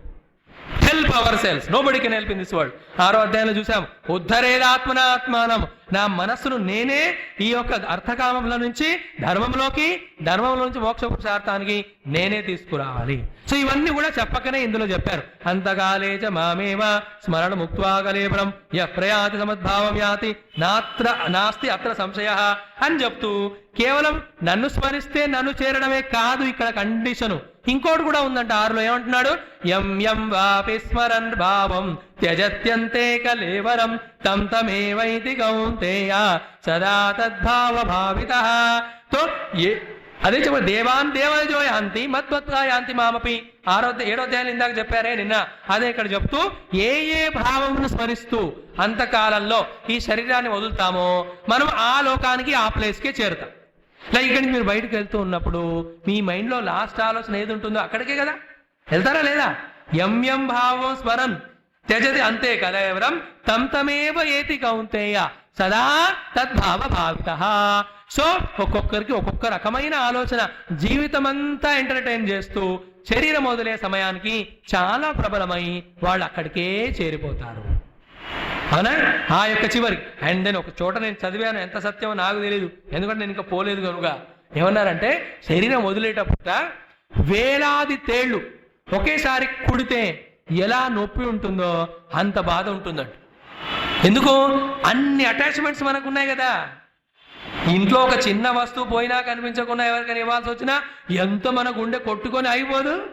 అలాంటిది ఇన్ని వస్తువుల పట్ల ఇన్ని ఆసక్తులు ఉన్న మనకి మరి ఆ బాధను దాటగలగాలి అంటే ఎంత దృఢంగా మన భక్తి భగవంతుడి పట్ల ఉండాలి. మరి దానికి అవకాశం ఉంది మనకి, ఇప్పటి నుంచే చేస్తూ పోవాలి. ఇంకో కథ మీకు తెలుసు కదా, చివరి క్షణంలో భగవన్నామాన్ని స్మరిస్తే పరమాత్మ పొందుతారని చెప్తే ఆల్మోస్ట్ ఆ వ్యక్తి పోయే లోపల ఇతనికి భగవన్నామాన్ని చెప్పిద్దామని ఒకటి తీసుకొచ్చారంటే వస్తువు. ఏంటది? కొబ్బరి నార. తెలుసా? నారని చూసిపోతే నార అంటాడేమో, నారాయణలో సగమన్నా వెలిగితే సగం వైకుంఠానికన్నా చేరుతాడేమో అని ఆ ముసలాయన దగ్గర పట్టుకొచ్చి ఇది చూపించి తాత చూడు చూడు, తాత చూడు చూడు అన్నారట. కష్టపడి చూశాడు. చూస్తున్నావా, చూసా, ఏంటి ఇది అన్నంటే పీచు అనిపోయాడంట. Not even Nara. ఎందుకంటే లైఫ్ అంతా పీచు మిఠాయిలు తిని పీచు అమ్ముకుంటూ ఉంటే వాడు ఏ చూసినా అదే గుర్తుకొస్తుంది. భగవంతుడు ఎక్కడొస్తాడు? సదా తద్భావ భావిత అండర్లైన్ చేసుకోండి. ఎల్లప్పుడూ ఆ పరమాత్మ భావం చేస్తున్నారు కనుక చివరి క్షణంలో అది గుర్తొచ్చి పరమాత్మను చేరుకున్నారు. అలాగే ఏ ఏ భావాన్ని మీరు ఆలోచిస్తుంటారో, కొందరికి అర్థము, కొందరికి కామము, కొందరికి వస్తువులు, వ్యక్తులు, రకరకాల అటాచ్మెంట్స్. ఎవరికో చెప్పక్కర్లా, మనకే తెలుసు. కళ్ళు మూసుకుంటే ఏ ఆలోచనలు ఎక్కువగా వస్తున్నాయి అంటే ఆ భావాన్ని మనం డెవలప్ చేస్తూ నెక్స్ట్ లైఫ్ ని మనం ఆల్రెడీ మన కోసం బ్లూ ప్రింట్ పరమాత్మకి ఇస్తున్నాం. అలాంటిది ఆయన మనకి ఇవ్వబోతున్నాడు. లాస్ట్ లైఫ్ అలా ఇచ్చాం కనుకనే ఇక్కడికి వచ్చాం. ఈ రెండు చెబుతూ ఏంటి, చివరికి నిన్ను ఎలా చేరాలయ్యా శరీరం వదిలాక అంటే పాయింట్ అని చెప్పాడు. శరీరం వదిలేప్పుడు నన్ను స్మరిస్తూ నువ్వు వదిలేస్తే శరీరాన్ని నన్ను చేరుతావని చెప్పి, అలా కాకుండా యం వాపి స్మరణ భావం త్యజతి అంతే కలవరం తంతమేవైతే కౌంతేయ. దేర్ఫోర్ ఈ రెండింటికి సారాంశముగా ఈ 2 శ్లోకాలు మీకు అర్థం అవుతే ఏ విధంగా జీవితాన్ని మరల్చుకోవాలని నెక్స్ట్ శ్లోకంలో చెప్తున్నాడు. చాలా ముఖ్యం, అందరు చదవండి. 7వది, తస్మాత్ సర్వేషు కాలేషు కలిసి మామనుస్మర యుధ్య చ మయ్యర్పితమనో బుద్ధి మామే వైశ్యస్య సంశయం. తస్మాత్ కనుక, సర్వేషు కాలేషు అంటే అట్ ఆల్ టైమ్స్, బ్రాకెట్ లో సర్వేషు దేశేషు, సర్వాసు పరిస్థితిషు అంటే అన్ని దేశములలో, కాలములలో, పరిస్థితులలో కూడా సర్వేషు కాలేషు మాం అనుస్మర అండ్ యుధ్యచ. నిన్న ఒక మహావాక్యం చెప్పుకున్నాం 5 సార్లు, గుర్తుందా? ఏమిటది? మామేమయే ప్రపద్యంతే మాయామేత. ఒక్కరు పలకట్లేదమ్మా, మాయం తరించకపోయినా కానీ శ్లోకం ఉన్నారా? ఇవాళ ఈ మహావాక్యము అందరం 5 సార్లు చెప్పుకుందాం. చెప్పండి. మామనుస్మర యుధ్యచ. 5 సార్లు చెప్పండి. Start.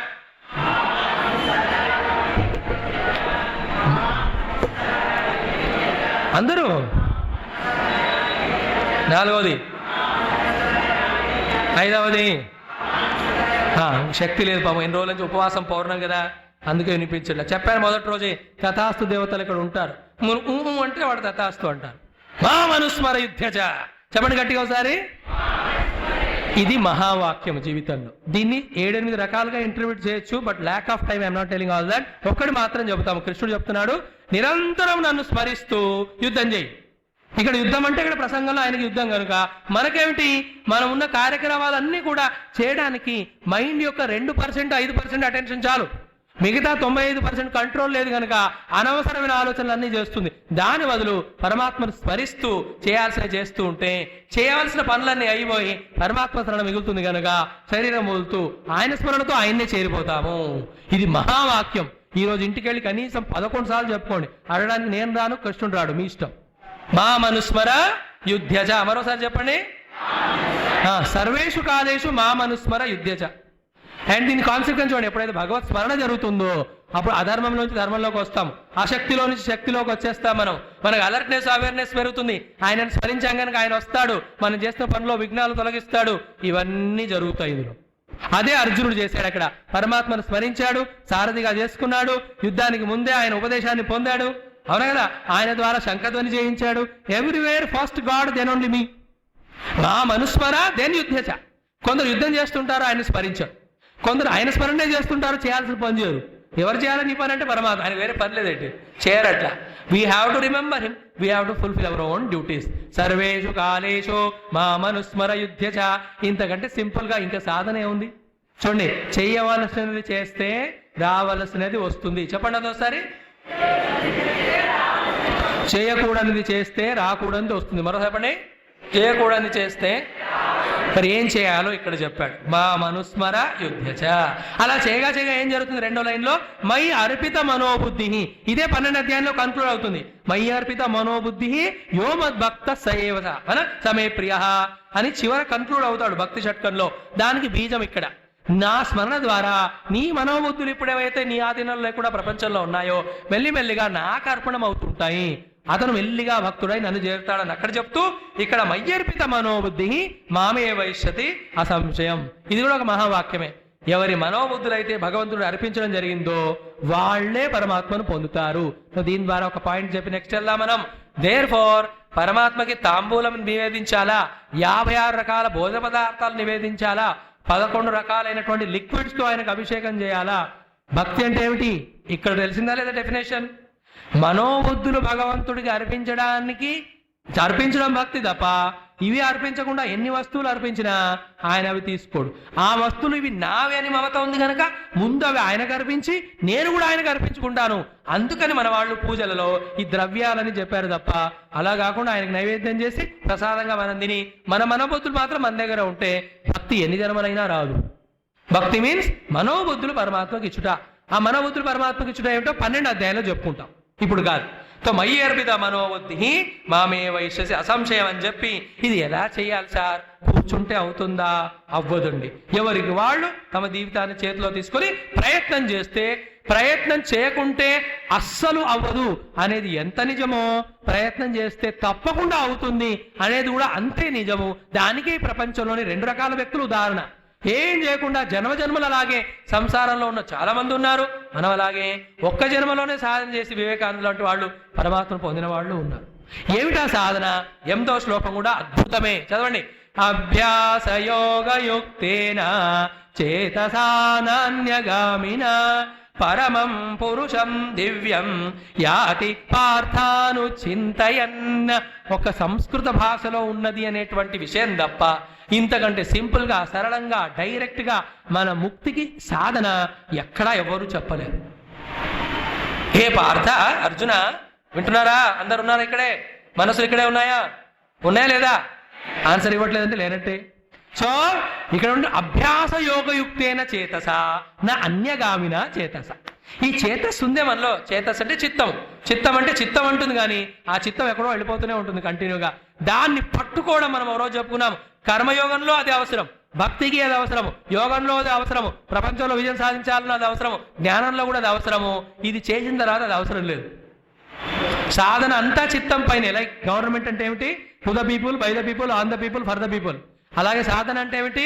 To the mind, by the mind, on the mind, for the mind, for the elimination of the mind, to go beyond the mind, to see that which is other than the mind. So ఇక్కడ ఒక లైన్లో అభ్యాసయోగయుక్తేన చేతస. 6వ అధ్యాయంలో already చెప్పాడా లేదా? మా కృష్ణ మనస్సును control చేయట, వాయువును కంట్రోల్ చేయడం లాగా కష్టం అన్నాడా లేదా? అప్పుడేమన్నాడు అక్కడ? అభ్యాసేన తు కౌంతేయ వైరాగ్యేణ చ గృహ్యతే. నా చూడండి, కర్మయోగం విన్నారా? పేరు విన్నారుగా. భక్తి యోగం విన్నారా? జ్ఞానయోగం విన్నారా? విన్నారా లేదా? ఇక్కడ అభ్యాస యోగం అని కొత్త పదాన్ని వాడుతున్నాడు కృష్ణుడు. అంటే ఇన్ని యోగాలు నీకున్న అభ్యాసము అంటే ప్రాక్టీస్, ఆశ అంటే కూర్చుంటా, అభి అంటే మళ్ళీ మళ్ళీ వచ్చి కూర్చుంటా. సో అభ్యాసమే ఒక యోగము. అంటే కర్మయోగం అభ్యాసం చేస్తే అభ్యాసం ద్వారా ఆ కర్మయోగం ఫుల్ఫిల్ అవుతుంది అక్కడ. అలాగే భక్తి. సో అభ్యాస యోగేన యుక్తేన. మళ్ళీ చేయకుండా ఇది విని అక్షరం బ్రహ్మ అంటారు, భూత భావోద్భవకర అంటారు. సార్ మాకు ఇవి అర్థం అవ్వట్లేదు, మేం చెయ్యం. అంటే ఎవరికైతే గురువు చెప్పిన విషయంలో తమ సామర్థ్యంలో నమ్మకం లేదో వాళ్ళు మొదలు పెట్టరు. You start doing. అభ్యాస యోగయుక్తేన. చేస్తూ పోతే అనగననగ రాగమతి శైల్లుచునుండు, తినగ తినగా సాధనమున పనులు తెలుసు కదమ్మా. చేయకపోతే ఎలా? కృష్ణుడే అంటున్నాడు, నేను నీకు చెప్పడం వరకు అనుగ్రహిస్తాను, అభ్యాసం నువ్వే చేయాలి.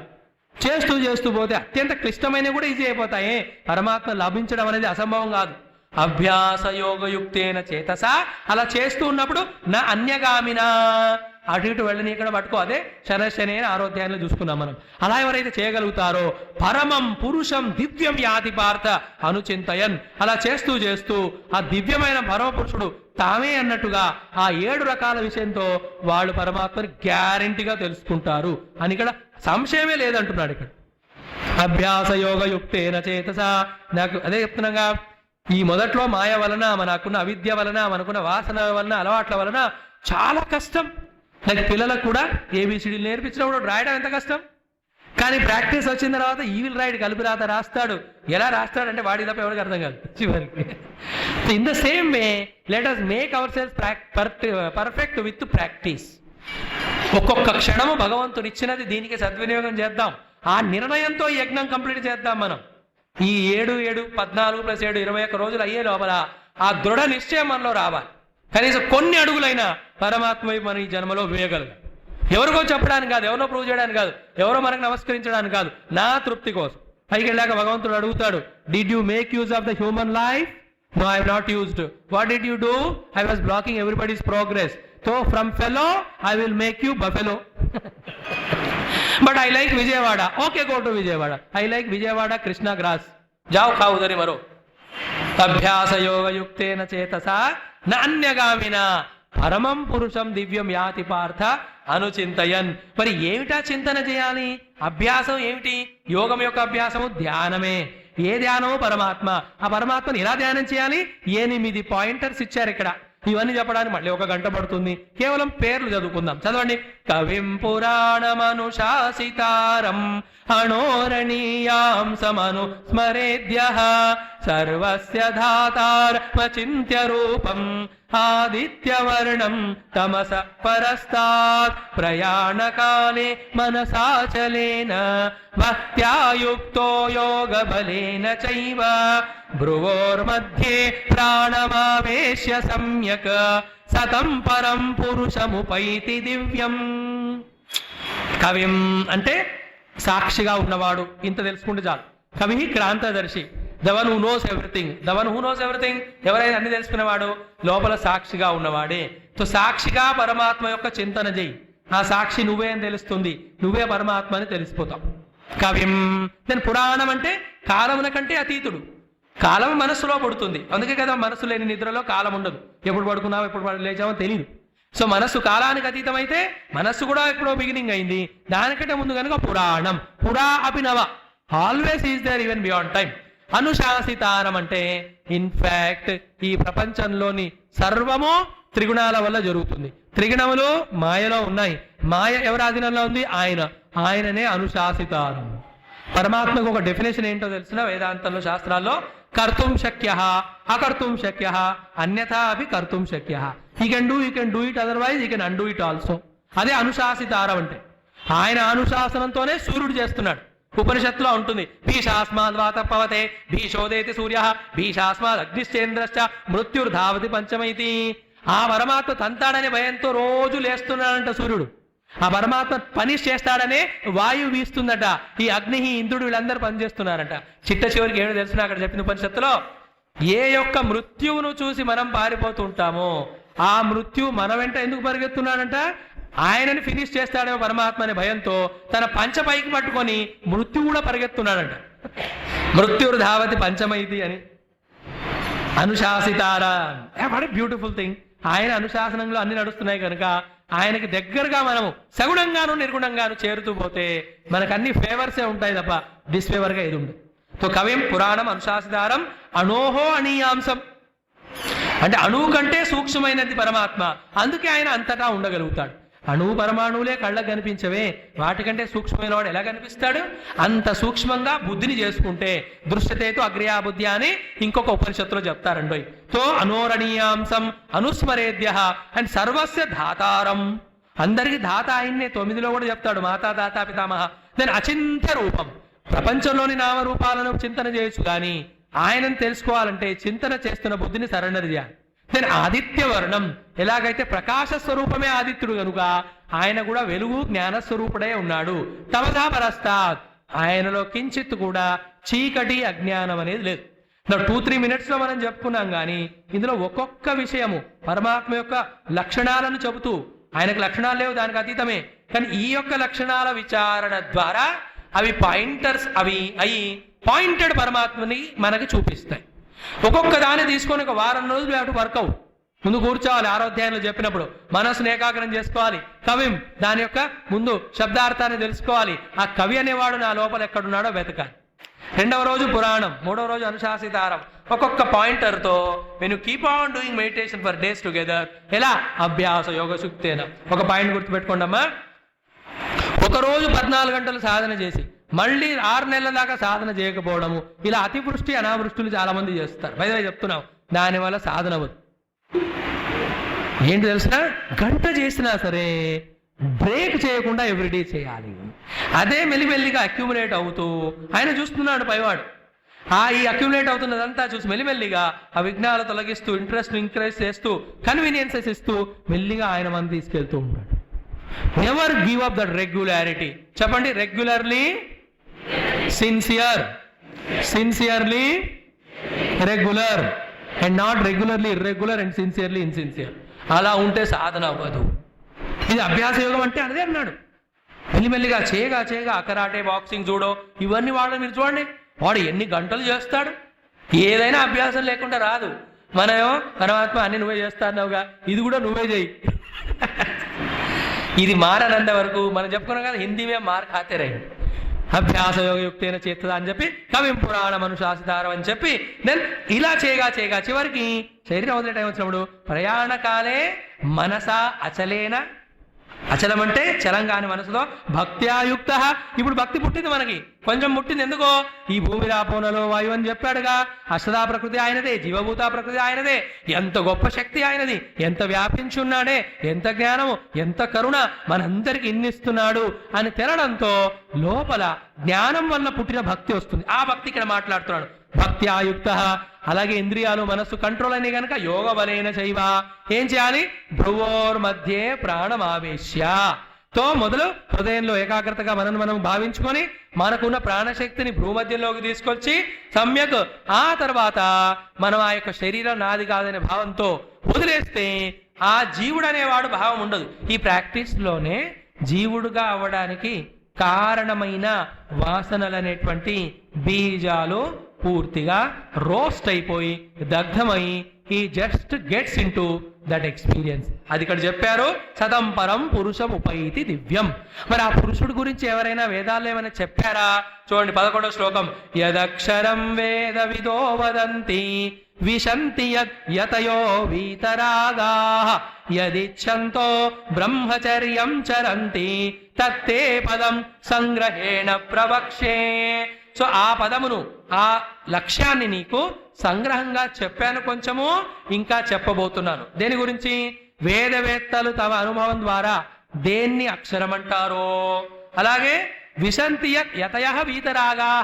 ప్రయత్నం చేస్తున్న వాళ్ళు సర్వత్రా రాగద్వేషాలను వదిలేసి ఏ అనుభవంలోకి ప్రవేశిస్తారో, యదిచ్ఛంత, ఏ పరమాత్మని పొందాలనే కోరికతో, తెలుసుకోవాలని కోరికతో శిష్యులు గురువు దగ్గరికి వెళ్ళి 2 రకాలైన బ్రహ్మచర్యాలు చేస్తారో, ఒక బ్రహ్మచర్యము at the level of sense organs, discipline and control అంటారు.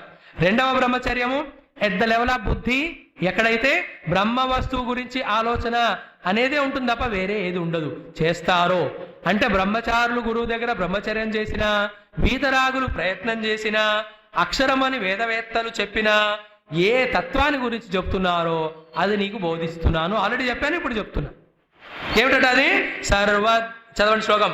సర్వద్వారాణి సంయమ్య మనోహృది నిరుధ్య చ మూర్ధ్యాధాయ మన ప్రాణం ఆస్థితో యోగ ఓమిత్యేకాక్షరం బ్రహ్మ వ్యాహరన్ మామనుస్మరన్ యః ప్రయాతిత్యజం దేహం సయాతి పరమాం గతిం.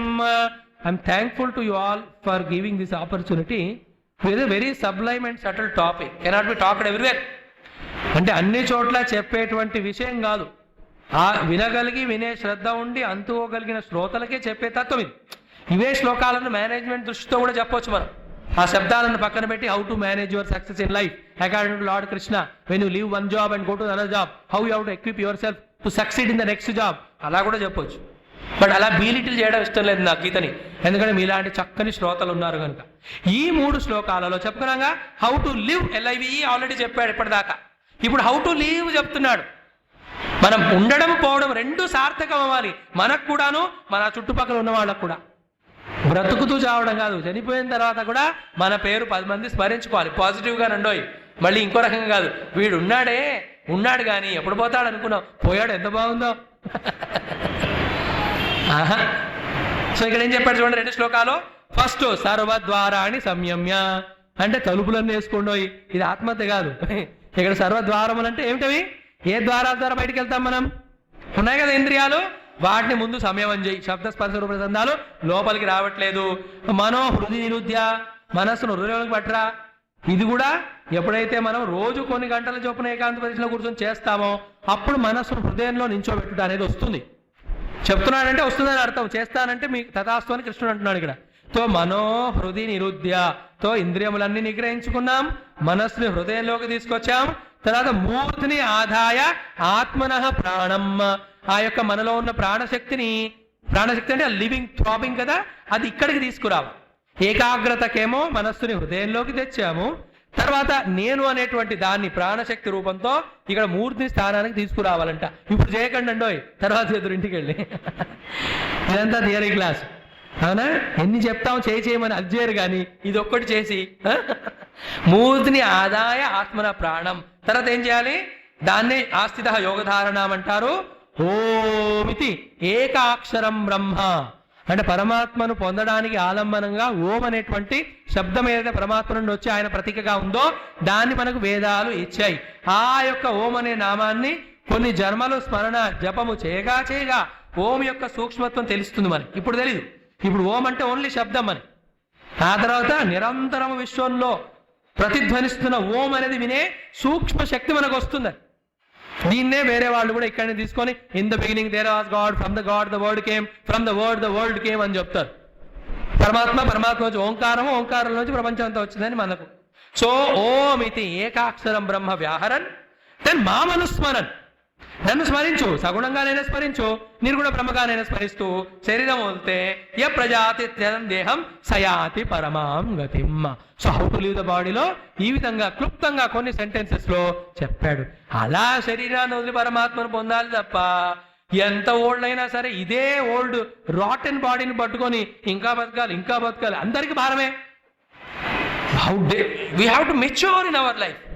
ఒక సంకల్పం చేసుకుందాం, మన పైన మనం ఆధారపడము ఆగిపోయి వేరే వాళ్ళ పైన ఆధారపడము మొదలు పెట్టే లోపలనే we have to rocket out from here. బాగుందా లేదా ఆలోచన?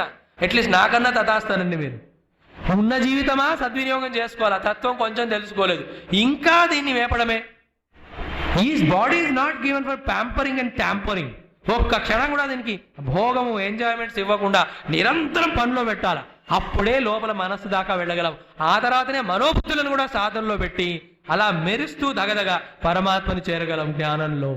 అందుకే ఈ అవకాశం మానవ జీవితం. ఊరికే చెప్పుకోవడం కాదు ఇది. మనమందరం కొంచెమైన మార్గంలో వెళ్దాం. సో యప్రయాతి త్యజందేహం సయాతి పరమాం గతిమని ఈ 13వ శ్లోకంలో మరొక్కసారి మనకి ముక్తిని చెప్పి, అనన్యచేత సతతం యో మాం స్మరతి నిత్యశః తస్యాహం సులభ పార్థ నిత్యయుక్తస్య యోగినః. ఇగో ఈ స్వామికి చెప్పడం రాక చాలా కష్టంగా చెప్తున్నాడు మీకు అని కృష్ణుడు చెప్తున్నాడు మీకు చెప్పమని. ఏమిటిటా ఇది అంత కష్టంగా, బస్ ఒక సింపుల్ గా అనన్య చేతస్సుతో నన్ను స్మరించడం మొదలు పెట్టండి. కొన్ని రోజుల తర్వాత ఈ యొక్క కోరికని ధ్యానం చేయాలని ఆ ధ్యాన స్థితిని నేనే కలిగించి నేనే నిన్ను వెల్కమ్ చేస్తూ నాలో కలుపుకుంటాను. తస్య అహం సులభ పాడుతా అంటున్నాడు. మనకంటే వస్తువులు ఎంత దూరం ఉంటే వాటిని పొందడానికి అంత టైము, అంత ఎఫర్టు, అంత కాలం కదా. ఎంత దగ్గరగా ఉంటే అంత తక్కువ టైము. మరి పరమాత్మ నాలోనే ఉన్నాడే, మరి ఆయన పొందడానికి కాలము దేశం పడతాయా? పట్టవే. Most easiest is God. But దానికి ఏం చేయాలి? అనన్య చేతాహ యోమాం స్మరతి నిత్యశః. అండ్ ఒక రోజు రావాలి మనకి ఈ జన్మలోనే, maybe in 2-3 years of time. ఏ రోజు ఏ క్షణం ఎక్కడ చూసినా మన మనస్సులో భగవన్ నామమైనా నడుస్తోంది, ఆయన రూపమైనా చూస్తున్నాం, ఆయన తత్వాన్ని చింతన అయినా చేస్తున్నాము, ఆయనను ప్రార్థిస్తూనైనా ఉన్నాము, ఆయన భక్తులకు సేవ అయినా చేస్తున్నాము, ఆయన దేవాలయాన్ని దర్శిస్తున్నాం. ఇది తప్ప నేను నాది అనే ఒక ప్రాజెక్టు లేకుండా మన లైఫ్ ఎదగాలి. That is the glorious life, beautiful life. కనీసం అది రావాలని కోరుకున్నా ఆయన అక్కడ కదులుతాడు. అమ్మో, there is one bhakta in Vijayawada who asked what I wanted to give. కదిలొస్తాడు ఆయన. ఓన్లీ ఏనుగును రక్షించడానికి దానికే రాడు మన భగవాన్. మన జ్ఞానం పొందాలని అనుకుంటే మన కోసం కూడా వస్తాడు ఆయన. మనం కూడా ఏనుగులా ఉన్నా సరే. సరే, ఇక్కడ ఇది చెప్పి పరమాత్మను పొందితే గొప్పదనం ఏమిటి? ఆయన కంటే భిన్నంగా మిగతా ఇన్ని లోకాలు, ఇన్ని భోగాలు, ఇన్ని యోగాలు ఉన్నాయి, అది పొందితే తేడా ఏమిటో చెప్తున్నాడు. 15వ శ్లోకం చాలా ముఖ్యం. మాముపేత్య పునర్జన్మ దుఃఖాలయమ శాశ్వతం నాప్నువంతి మహాత్మానః సంసిద్ధిం పరమాంగతాః. ఎవరైతే ఈ సాధన ద్వారా నన్ను పొందుతారో వాళ్ళకి దుఃఖమునకు ఆలయమైనటువంటి అశాశ్వతమైనటువంటి మళ్ళీ శరీరంలో పుట్టి జీవుడుగా ఉండుట అనే పునర్జన్మ ఉండదు. I remain as a pure existence. ఇక్కడ కొంచెం ఒక్క నిమిషమే చాలా ఇంపార్టెంట్ విషయాలు అయి ఉన్నా ఒక్క పాయింట్ మాత్రం తెలుసుకోవాలి కనుక విచారణ జాగ్రత్త. ఏదో డ్రింక్స్ కానీ డ్రగ్స్ కానీ అలవాటు ఉన్న వాళ్ళు జాగ్రత్త. ఆ యొక్క intake of those negative elements ఇచ్చే తృప్తి ఎంతసేపు ఉంటుంది? హార్డ్లీ 5 minutes కదా, అవునా కదా? ఇప్పుడు అందరు తల ఊపుతున్నారు. కానీ దానివల్ల వచ్చే ధన నష్టము, ఆ మనోబుద్ధులు భ్రంశం అయిపోవుట, ఇంట్లో పోట్లాటలు తగాదాలు ఎంతసేపు ఉంటాయి? ఎక్కువ ఉంటాయా లేదా? అలాగే చుట్టుపక్కల వాళ్ళలో మన పట్ల ఆ గౌరవ మర్యాదలన్నీ పోతాయా లేదా? అవకాశాలన్నీ పోతాయా లేదా? అంటే 3-4-5 నిమిషాలు పొందే చిన్న హ్యాపీనెస్తో ఎన్ని దుఃఖాలు మనం అనుభవిస్తున్నాం కదా ఒక్కొక్క exam. In the same way మనం జీవిస్తున్న 80-90 సంవత్సరాల్లో కూడా కొద్ది కొద్దిగా తింటే ఇంత తృప్తి, పడుకుంటే ఇంత తృప్తి, సినిమా చూస్తే ఇంత తృప్తి, వాడిని ఓడిస్తే ఇంత తృప్తి అని చిన్న చిన్న తృప్తులు పొందుతూ ఇంకా ఇన్ని అసంతృప్తులు దుఃఖాలతో మనం జీవిస్తున్నాం. కానీ పాయింట్ ఏంటో తెలుసునా? ఇందాక చెప్పినట్టు అది ఎంత దుఃఖాన్ని ఇస్తున్నా వాడికి అలవాటైంది కనుక వాడికి దుఃఖంలో కూడా సుఖం అనిపిస్తుందా లేదా? చేదుగా ఉంది, ఇది ముక్కులోకి వెళితే ఇంత పాడుగా ఉంటుందే, అయినా నువ్వు ఏంటి ఇలా తాగుతున్నావు అంటే నీకేం తెలుసు దీనిలో మజా అంటాడు. నిజానో? ఇన్ ద సేమ్ వే ఈ కష్టాలతో దుఃఖాలతో ఉన్న సంసారంలో కొంచెం మనకు అలవాటైంది కనుక దీనికంటే గొప్పది 1,00,00,000 రెట్లు గొప్పది ఉన్నదని తెలియదు కనుక, కంఫర్ట్ జోన్ నుంచి బయటకు వచ్చే ధైర్యం లేదు కనుక మనం అందరం కూడా 4 తంతే తన్నాడు, ఒక ఎంగిలి రొట్టె ముక్క ఇచ్చాడు కదా అనే తృప్తిలో మనం ఉన్నాం. We are living a very minimum meager life of little satisfaction and sacrificing the whole human life. And the end of the life మనం వెంట వచ్చేది ఇవే. మనం చేసుకున్న సాధన పుణ్యం ఏమైనా వస్తాయా? ఇది ఎంతమంది చెప్పినా మనకి ఎక్కించుకుంటే ఎక్కితే లాభం కానీ లేకపోతులేదు. అదే అంటున్నాడు మాముపేత్య పునర్జన్మ. ఆయన్ని అంటున్నాడు కదా దుఃఖాలేమ శాశ్వతమని. ఈ శరీరము ఈ జీవితం దుఃఖాలేమే. And who is there who can say? ఒక జ్ఞాని తప్ప, జీవన్ముక్తుడు తప్ప ఎవరైనా అనగలరా నిజంగా నేను సుఖంగా ఆనందంగా ఉన్నానని? చెప్పగలరా ధైర్యంతో? ఇంపాసిబుల్. అది ఒకటి చెబితే మోసం చేసుకున్నట్టయినా అర్థమో, ఆరు జ్ఞానులై ఉండొచ్చని అర్థం. దుఃఖాలేమ శాశ్వతం, అది మళ్ళీ వెనక్కి తిరిగి రారు అని చెప్తున్నాడు. అలా కాకుండా నన్ను పొందడం తప్పించి మిగతా నువ్వు ఏది చిన్న స్లమ్ములో నుంచి 1వ అంతస్తు 2వ అంతస్తు 10 అంతస్తుల బిల్డింగ్ కట్టుకొని లక్షాధికారి కోటీశ్వరుడి బిలియనియర్ అయ్యి ఈ లోకం నుంచి స్వర్గము పై లోకాలు ఈవెన్ బ్రహ్మలోకం దాకా పోయినా మళ్ళీ నీకు వెనక్కి విజయవాడకి రావాల్సి వస్తుంది. 9లో మళ్ళీ చెప్తాడు. ఆ బ్రహ్మ భువనాల్లోకాః పునరావర్తిన అర్జున మాముపేత్యేతు కౌంతేయ పునర్జన్మన విద్యతే. అంటే ఒక ఇండివిజువల్ గా శరీరంతో తాదాత్మ్యం పొంది చిన్న సుఖంతో ఎక్కువ దుఃఖాన్ని పొందే స్థితిని దాటి సమష్టితో తాదాత్మ్యం పొంది ఎప్పుడు ఆనందంలో ఉంటాం. అంటే ఉరుకులు పరుగులు పరిగెడుతూ మధ్యలో ఎన్నో రకాలుగా విడిపోతూ కలుస్తున్న నది సముద్రంలో కలిస్తే ఎలా ఉంటుంది? శాంతమైపోదు, అనంతమైపోదు. అలా మనకు అనుభవం వస్తుంది. మాముపేత్యేతు కౌంతేయ పునర్జన్మన విద్యతే. అలా అది చెప్పి ఇప్పుడు బ్రహ్మదేవుల వారి గురించి కొంచెం ఎక్స్ప్లెయిన్ చేస్తున్నారు. ఏమిటట? సహస్రయుగ పర్యంతం హరియత్ బ్రహ్మణో విదు రాత్రి యుగ సహస్రాంతం తేహో రాత్రి విదోజనాః. సో కాలం యొక్క ప్రమాణాన్ని ఇక్కడ ఇస్తూ how our Indian scientist called as rishis have measure the time. So మన ఆంగ్లంలో వాళ్ళు సెకండ్ దాకా వెళ్తారు, మిల్లీ మైక్రో సెకండ్ కొంచెం వెళ్తారు. బై ద వే చాలా చక్కని విషయం, వాళ్ళకి టైంకి ప్రమాణం ఏమిటి? సెకండ్ కదా, సెకండా కదా?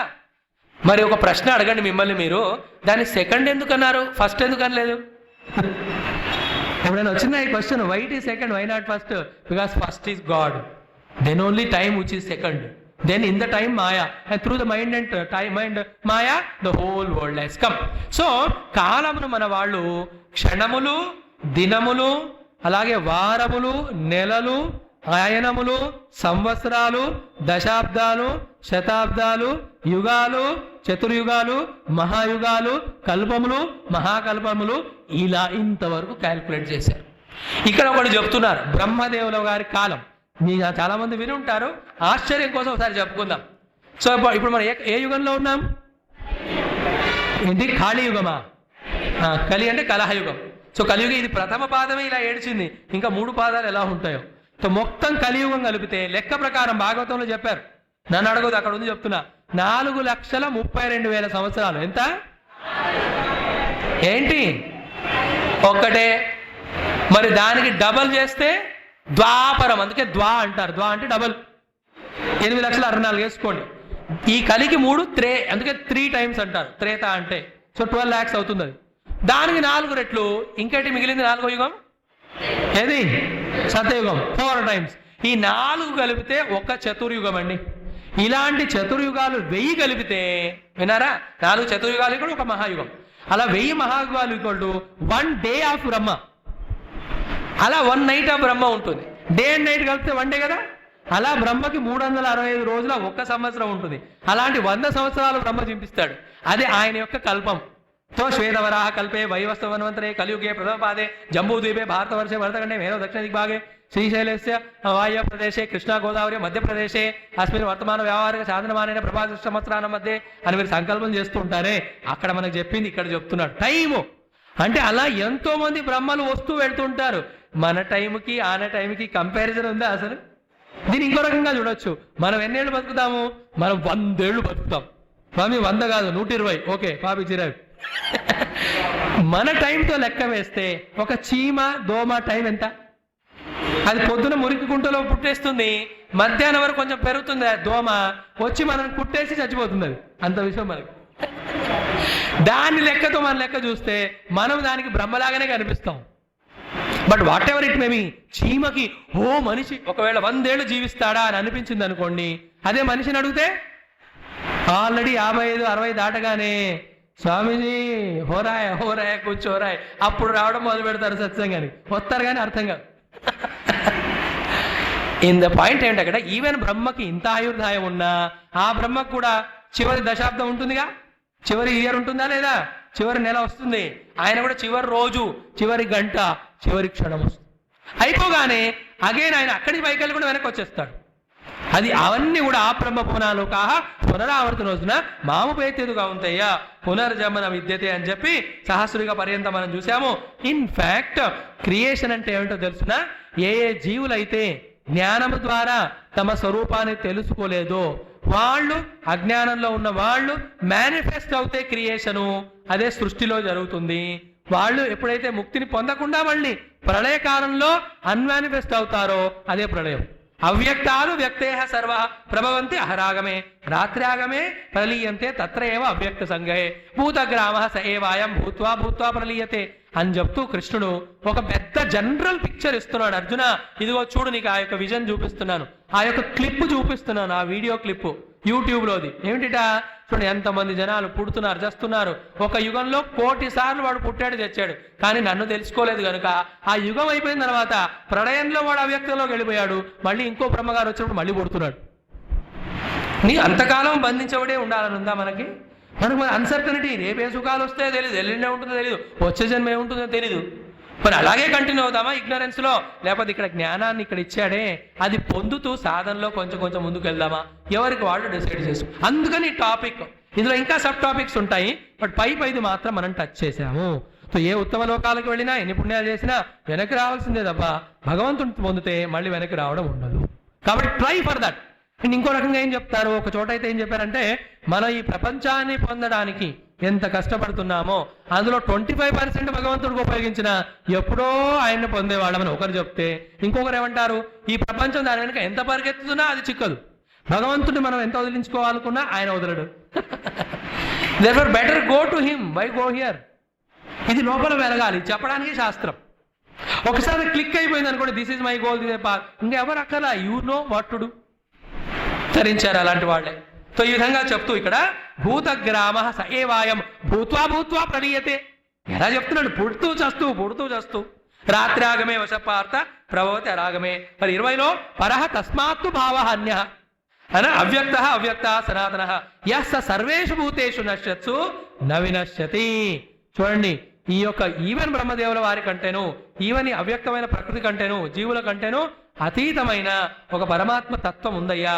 లైక్ అందరు జీవులు నశిస్తున్నా ఆయన నశించడు, ఆభరణాలు నశిస్తున్నా బంగారం నశించదు, అలలు పోతున్నా నీరు నశించదు అని ఉంటాగా, అలాగే ఒక తత్వం ఉంది, అది నేర్చుకునే ప్రయత్నం చెయ్యి అని 20వ శ్లోకంలో చెప్పి ఆ పరమాత్మ డెఫినేషన్ అవ్యక్తోక్షర ఇత్యుక్తః తమాహు పరమాం గతిం యం ప్రాప్య న నివర్తంతే తద్ధామ పరమం మమ. ఇది ఇప్పటికే 3 సార్లు వచ్చింది అధ్యాయంలో, అంతకుముందు కూడా ఒకసారి వచ్చింది, రాబోయే అధ్యాయంలో 3-4 టైమ్స్ వస్తుంది. Just come in to my circle, close to me, become me, again you will not suffer. అందుకే కదా ఒక్కసారి ఇందాకట్లాగే 1 నిమిషం బయటకు వెళ్ళి మళ్ళీ వస్తాం. ఆ ఫోన్స్ అవన్నీ ముందే థాట్ ఫ్లో మిస్ అయింది కదా. సో ఈ పరమాత్మ అనుభవంలో శాశ్వత ముక్తి ఉంది అని విన్నా సరే, ఆ దాని పట్ల రుచి కలిగి అక్కడికే వెళ్ళాలి అనే ప్రయత్నం చేయాలన్నా గురువు అనుగ్రహం కావాలి. వివేక చూడమణిలో ఆదిశంకరారు మొదట్నే చెప్తారు, ఎవరిలోనైతే వైరాగ్యము ముముక్షుత్వం ఉంటాయో వాళ్ళకే అన్ని సాధనలు ఫలిస్తాయి అని ఒక శ్లోకంలో చెప్పి, 2వ శ్లోకంలో ఈ వైరాగ్యము ముముక్షుత్వము మీలో రోజు రోజు ప్రవర్ధన అవ్వాలి అంటే ఒకే ఒక హెల్ప్ మీకేమిటయ్యా అంటే గురువు ఆశ్రయము. ఎవరైతే ఆ గురు పాదాలను పట్టుకుంటారో, whoever is your guru, living guru better. అవునా? ఎందుకంటే మేము అడిగిన ప్రశ్నలకు ఆన్సర్ ఇవ్వచ్చు, ఆయన మనం తప్పులు చేస్తే 4 దన్నొచ్చు రకరకాలు. So when you hold on to that guru, ఆయన మనలో ఈ 2 కలిగిస్తాడు, వైరాగ్యాన్ని ముముక్షుత్వాన్ని. వైరాగ్యం ఉంటే ప్రపంచానికి పక్కన వస్తాము, ముముక్షుత్వం ఉంటే పరమాత్మ వైపు వెళతాము. ఇవి 2 లేవనుకోండి, మనం చేస్తున్న సాధనలన్నీ బూడిదలో పోసిన పన్నీర్ అంటారుగా, అలాగే. అందుకే కదా 1.5 hours ఎంత శ్రద్ధగా క్లాసు నేను చెప్తాను, మీరు వింటారు. అయిన తర్వాత where are we landing up, very very essential. ఈ విషయాలు వింటున్నప్పుడు ఎలా అనిపించాలి అసలు? ఈ క్షణమే ఉపనిషత్తులో చెప్పినట్టు యదహరేవ విరజేత్ తదహరేవ ప్రవ్రజేత్. లిటరల్ గా తీసుకోకండి, ఇంటెన్షన్ అర్థం చేసుకోండి. ఈ గీతలో చెప్పిన జ్ఞానం యొక్క ఉద్దేశం ఎంత గొప్పదంటే, ఈ క్షణమే నిర్ణయం చేసుకొని మనము మిగతా పనులన్నీ కట్టిపెట్టి కేవలం పరమాత్మ అన్వేషణలోనే వెళ్ళగలిగాలి. అంత వివేకం, అంత వైరాగ్యం ఎప్పుడో గురువు ప్రార్థన. గురువు ముందు గురువు వస్తాడు లైఫ్లో, తర్వాత ఆయన పూజ అనుష్ఠానం సేవ చేస్తుంటే ఆయన భక్తి పెరుగుతుంది. మనం అనన్యులమై శరణాగతులమయ్యామని తెలిసాక ఆయన మనకి వివేక వైరాగ్యాలు ఇచ్చి ముముక్షుత్వాన్ని ప్రసాదించి జ్ఞానాన్ని ఇచ్చి ముక్తులిస్తాడు. అదర్వైజ్ పరమాత్మ ఉన్నాడంట, ఆయన బ్రహ్మ కంటే లోకం కంటే అతీతుడంట, ఆయన దగ్గరికి చేరితే మళ్ళీ వెనక్కి రావంట. ఇవన్నీ నాకెందుకండి, హాయిగా చెట్టు కింద కూర్చోడానికి వస్తే స్వామీజీ కొంచెం మెల్ల కూడా చెప్పరే, ఇంత గట్టిగా పడుకునిరే, అలా ఉంటుంది మన థింకింగ్. దిస్ ఇస్ అన్ అనుగ్రహం, దిస్ ఇస్ ఎ బ్లెస్సింగ్. గీత చదవడం మామూలు కాదు. ఎంత ఆశిస్తున్నది మన సనాతన ధర్మం మన నుండి. పరమాత్మ ఎంత ఆశిస్తున్నాడు కృష్ణుడు మన నుంచి. అర్జును నుండి యుద్ధం ద్వారా ధర్మస్థాపన చేయమని ఎలా ఆశిస్తాడో మన ద్వారా కూడా అదే. That each one of us become the potential expression of the divine in experience. ప్రతి ఒక్కరం కూడా పరమాత్మ అనుభవంతో మన చుట్టూ ఆ దివ్య కాంతిని వెదజల్లుతూ అందరికి కూడా సన్మార్గాన్ని ఇచ్చే గొప్ప లక్ష్యం మనలో ఉండాలి. అలా కాకుండా ఈ అవకాశాన్ని నిర్లక్ష్యం చేసుకుంటే చూడండి, గురువుని పరమాత్మని లక్ష్యాన్ని సాధన నిర్లక్ష్యం చేస్తే మనని ఎవరు పట్టించు. ఏదో మనం ఎవరికో అన్నం పెడుతున్నాము, డబ్బులు ఇస్తున్నాం కనుక వాడు గుడ్ మార్నింగ్లు గుడ్ ఈవినింగ్లు కొడుతున్నారు తప్ప తర్వాత ఎవరిని అడుగుతారు? ఎవరిని? 11లో చదువుకున్నారు కదా, యావత్ విత్తోపార్జన శక్త తావత్ నిజ పరివారో రక్త పశ్చాజ్జీవతి జర్జన దేహే వార్తాం కోపిన పృచ్చదిగే. సర్వీస్లో ఉన్నంత కాలము ఇంటికి రాగానే టీ తాగుతారా, కాఫీ తాగుతారా, అది తాగుతారా, ఇది తాగుతారు. రిటైర్మెంట్ అయిపోయి పెన్షన్ డబ్బులన్నీ అయిపోయిన తర్వాత టీ తాగుతారా, ఇది తాగుతారా కదా, టీ పెట్టండి. ఒకవేళ ఆ రోజున టీలో చక్కెరో టీ పౌడర్ అయినా సరిగా వేయలేదనుకోండి, ఆయన కోర్ట్స్లో ఇన్నేళ్ళు ఇన్ని డ్రమ్ములు టీ తాగిచ్చారు మీకు. ఆడవాళ్ళు రాసుకుంటున్నారు, ఓహో ఇలా కూడా అనొచ్చా. Nobody will care us. The most caring person is God. గురు శాస్త్రమే మనం అంటే. అలా అని చెప్పి ఇంటికి వెళ్ళి ఇవ్వండి, యుద్ధం చేయకండి, నేను ఒకటి మధ్యలో స్వామి ద్వారా కూడా పోట్లాట అలాంటివి పెట్టుకోకూడదు. పాయింట్ ఈజ్, ఈ గీత చెబుతున్నప్పుడు అందులో ఉన్నటువంటి ఈ గాంభీర్యము పరమాత్మ యొక్క ఆ యొక్క ఎక్స్పెక్టేషన్ని హృదయంలో తగులుతుంది కనుక అందరితో షేర్ చేసుకోవడం అంతే. పరస్తస్మాత్ భావహాన్య అని చెప్పి అవ్యక్తోక్షర ఇత్యుక్త తమాహు పరమాంగతిం యం ప్రాప్య ననివర్తంతే తద్ధామ పరమం మమ come come come to me అని మన గురుదేవులు అంటారు. పరమాత్మ నన్ను చేరు చేరు అని కంటిన్యూస్ గా మన డోర్ని నాక్ చేస్తున్నాడంట.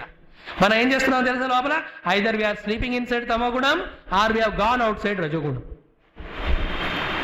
రజో తమో గుణాలతో పరమాత్మకి లభించకుండా మనం ఉన్నాం. He is continuously coming every day, come out to me, reach out to me అని. సో ఈరోజు పడుకునే ముందు ఈ ఆలోచనలు 1-2 సార్లు మనమందరం స్మరిద్దాం. ఎందుకంటే ఒక్క మైండ్ ఇంకోటి చెప్పుకుంటాను నేను, ఐ నో టైం. ఏమిటంటే ఈ ప్రపంచంలో ఇప్పుడున్నటువంటి అన్ని నాన్ పాజిటివ్స్కి కారణము మనం ఆధ్యాత్మికంగా సిన్సియర్గా లేకపోవడం.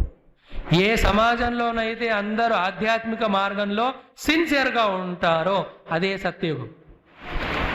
ఏ సమాజంలోనైతే ఆధ్యాత్మికతని కూడా సంసారానికి ఉపయోగించి అందులో కూడా కలహాలు తీసుకొస్తారో అదే ఘోరమైన కలియుగము.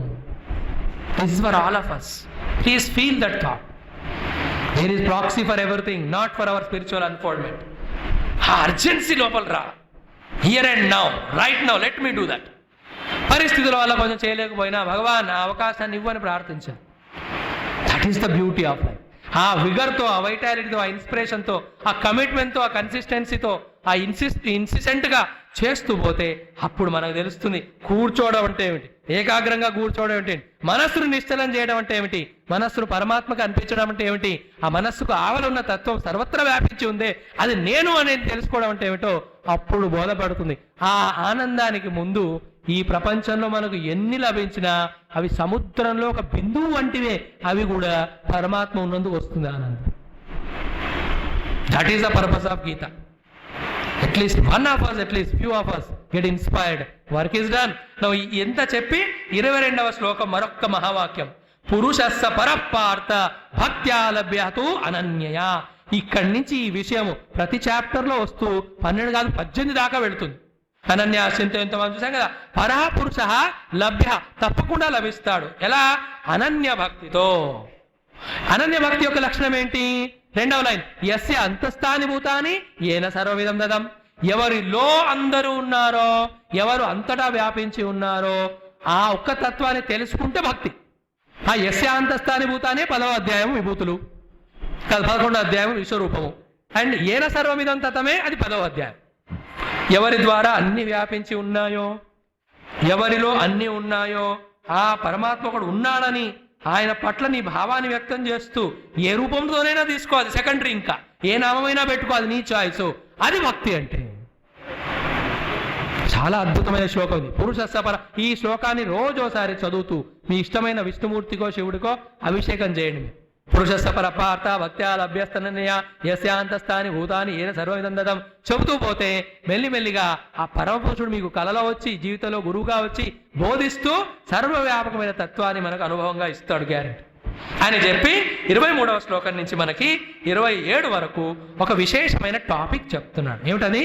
There are 4 paths in this world. ఎన్ని పాత్స్ ఉన్నాయి? 4 మార్గాలు. కర్మయోగం, భక్తియోగం, జ్ఞానయోగం, అష్టం. అవి కాకుండా ఇక్కడ ఒకటేమో పునరావృత్తి మార్గం. ఏంటది?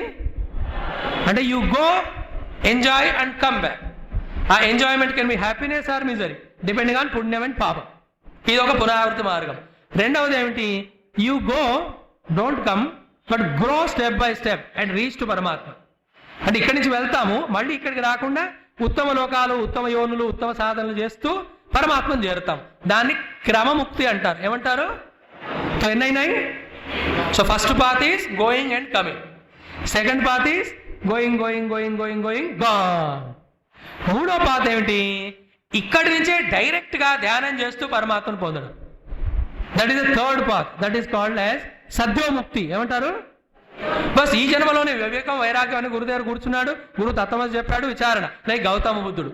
శరీరమా పాతయామి, కార్యమా సాధయామి. తత్వమన్నా తెలియాలి, శరీరమన్నా వదలాలని కూర్చున్నాడు. తత్వం తెలిసిపోయింది ఆయన. సో ఫస్ట్ పాత్ ఏమిటి? ఏమిటది? Going and coming. రెండవది going going going going going gone, అంచెలంచెలుగా ఎదుగుతూ. మూడవది ఏంటి? What is third path? From here only directly going. And what is the fourth path? If you don't follow these 3 paths, the fourth path is foot path. చివరికి అదే అడుగుకుంటాం. పెద్ద డీసెంట్గా డ్రెస్సులు మారుస్తామేమో కానీ ఈ ప్రపంచం నుంచి అందరూ అడుగుతున్నాం, కొంచెం సుఖం ఇవ్వవా, కొంచెం ఆనందం ఇవ్వవా అని. ఐస్ క్రీమ్ అడిగేవాళ్ళు కొందరు, ఇంట్లో వాళ్ళని అడిగేవాళ్ళు కొందరు, ఆఫీస్లో అడుక్కోవడమే మన లైఫ్ అంతా. This fourth path is meaningless, either of the earlier 3 paths. అదే ఇక్కడ చెబుతున్నాడు. ఏమిటది? ఎత్ర కాలేతు అనావృత్తిం ఆవృత్తిం చైవ యోగిన ప్రయాతయాంతి తం కాలం వక్ష్యామి. తో ఆ యొక్క పునరావర్తనము లేని అంచెలంచెలుగా ఎదుగుతూ ముందుకెళ్లే మార్గమేమో శుక్ల మార్గము. ఏమిటది? అగ్ని, జ్యోతి, అహా, శుక్ల, షణ్మాస, ఉత్తరాయణం, తత్ర ప్రయాత గచ్చంతి బ్రహ్మ బ్రహ్మవిదో జనా. అలా అంచెలంచెలు భాగవత పురాణం చెప్తుంది మనకి. భాగవత పురాణంలో 3వ స్కందంలో కపిలోపాఖ్యానంలోనూ మొదట్లో కూడాను క్రమముక్తి గురించి చక్కగా ఉపదేశాలు ఉంటాయి. టైం ఉన్నవాళ్ళు చదువుకోండి. అక్కడ ఎలా మానవ లోకం నుంచి స్వర్గము, స్వర్గంలోంచి అక్కడ జనోలోకం, తపోలోకం, మహర్లోకం వెళ్ళి చివరికి సత్యలోకంలో నిరంతరము బ్రహ్మదేవుల వారిస్తున్న బ్రహ్మజ్ఞానాన్ని పొందుతూ ఆయనతో పాటు ముక్తులవుతారు. ఇవన్నీ థియరీ కాదు, మన శాస్త్రాలు చెప్పిన విషయాలు చదువుకునే చెప్పుకుంటున్నాం. సో ఇదేమో సత్క్రమముక్తి. రెండవది ఏం చెప్పాడు? ధూమో రాత్రి సదాకృష్ణ షణ్మాస దక్షిణాయనం తత్ర చాంద్ర జ్యోతి యోగి ప్రాప్య నివర్తతే.